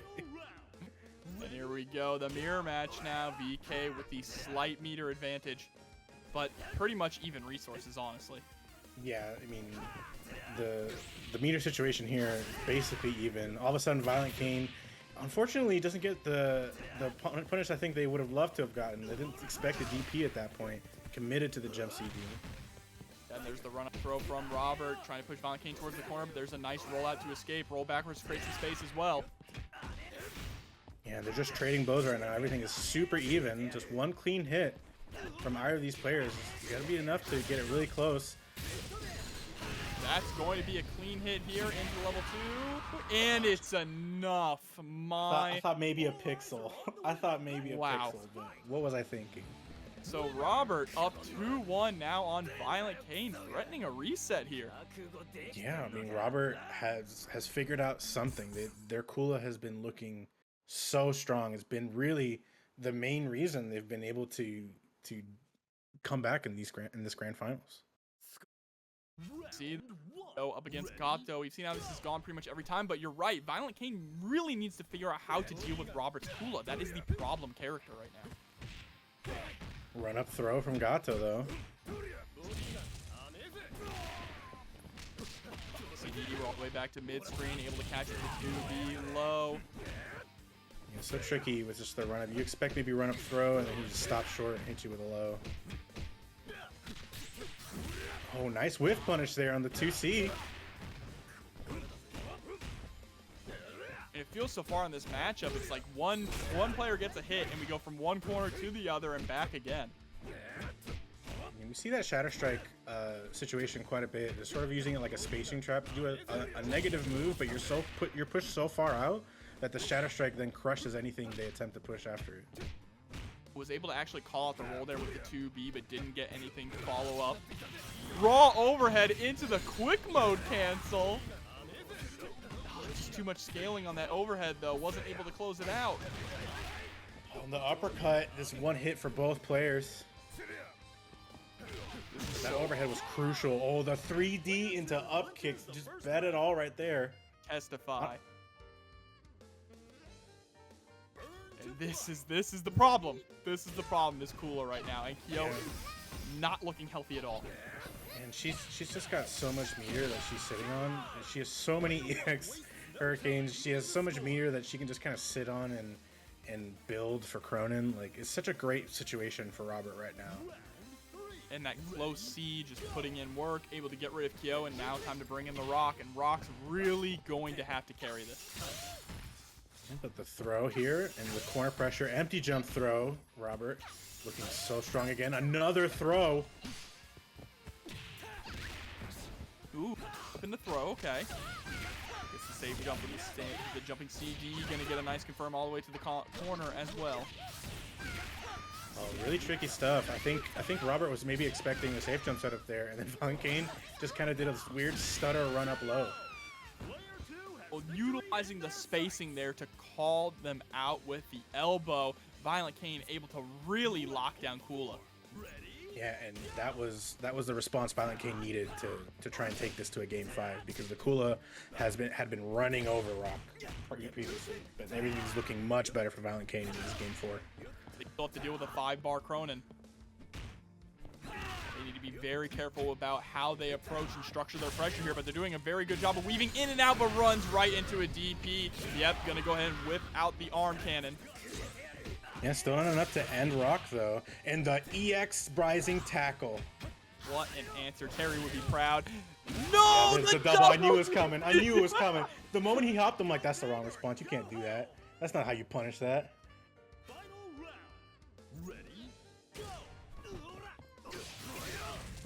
Unfortunate, but there we go. ViolentKain able to get the low into the fireball. Gonna get their own DP loop confirmed here. Oh, gets the low, and ViolentKain tying it up 2-2 now. We've had a game 5 in every single 3 out of 5 sets so far. I know. I'm just saying. When we were in our very first one, I said it's our first 3 out of 5, but hopefully not our last, or our first game 5, but hopefully not our last. I was not expecting every single one to be a game 5. Yeah, but these players have been playing out of their mind this tournament, and ViolentKain staying alive, hoping to try and close this out in one go. But Robert with a chance here still to reset this grand final. Oh, lets it rip. Yeah, really unfortunate there. That's going to allow Robert to establish some pressure after a punish. All right, jumping CD gonna be in ViolentKain's favor this time. Ooh, what a 2B punish there from Robert. Yeah, this kill looking a little bit shakier in this game 5. Robert has seemed to found something here with Gato, but the challenge on the run up from ViolentKain is going to even up this life. Really great patience here from ViolentKain as well, utilizing that jumping CD as a way to start off the pressure pretty much every single time. And then when they back up, they're willing to contest with that 2B. Some nice little stagger pressure here from ViolentKain, just trying to see if Robert is trying to instantly challenge. CD and put the pressure on. There's the backup too. Nice whiff punish. Oh, but a cross up there from Robert has some meter to do a lot of damage as well.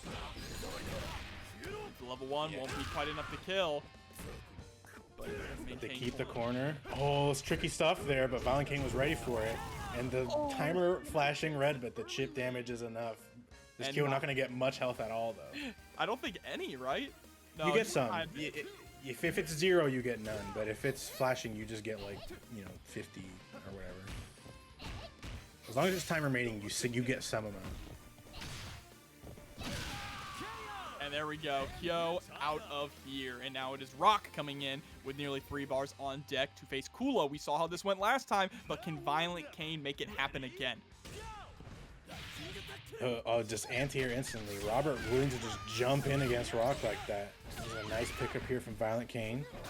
Yeah, VK needs to smother Robert's Kula. Cannot allow them to play that neutral game at all. Was able to call out the roll, but too far away to get a pickup after the 2B.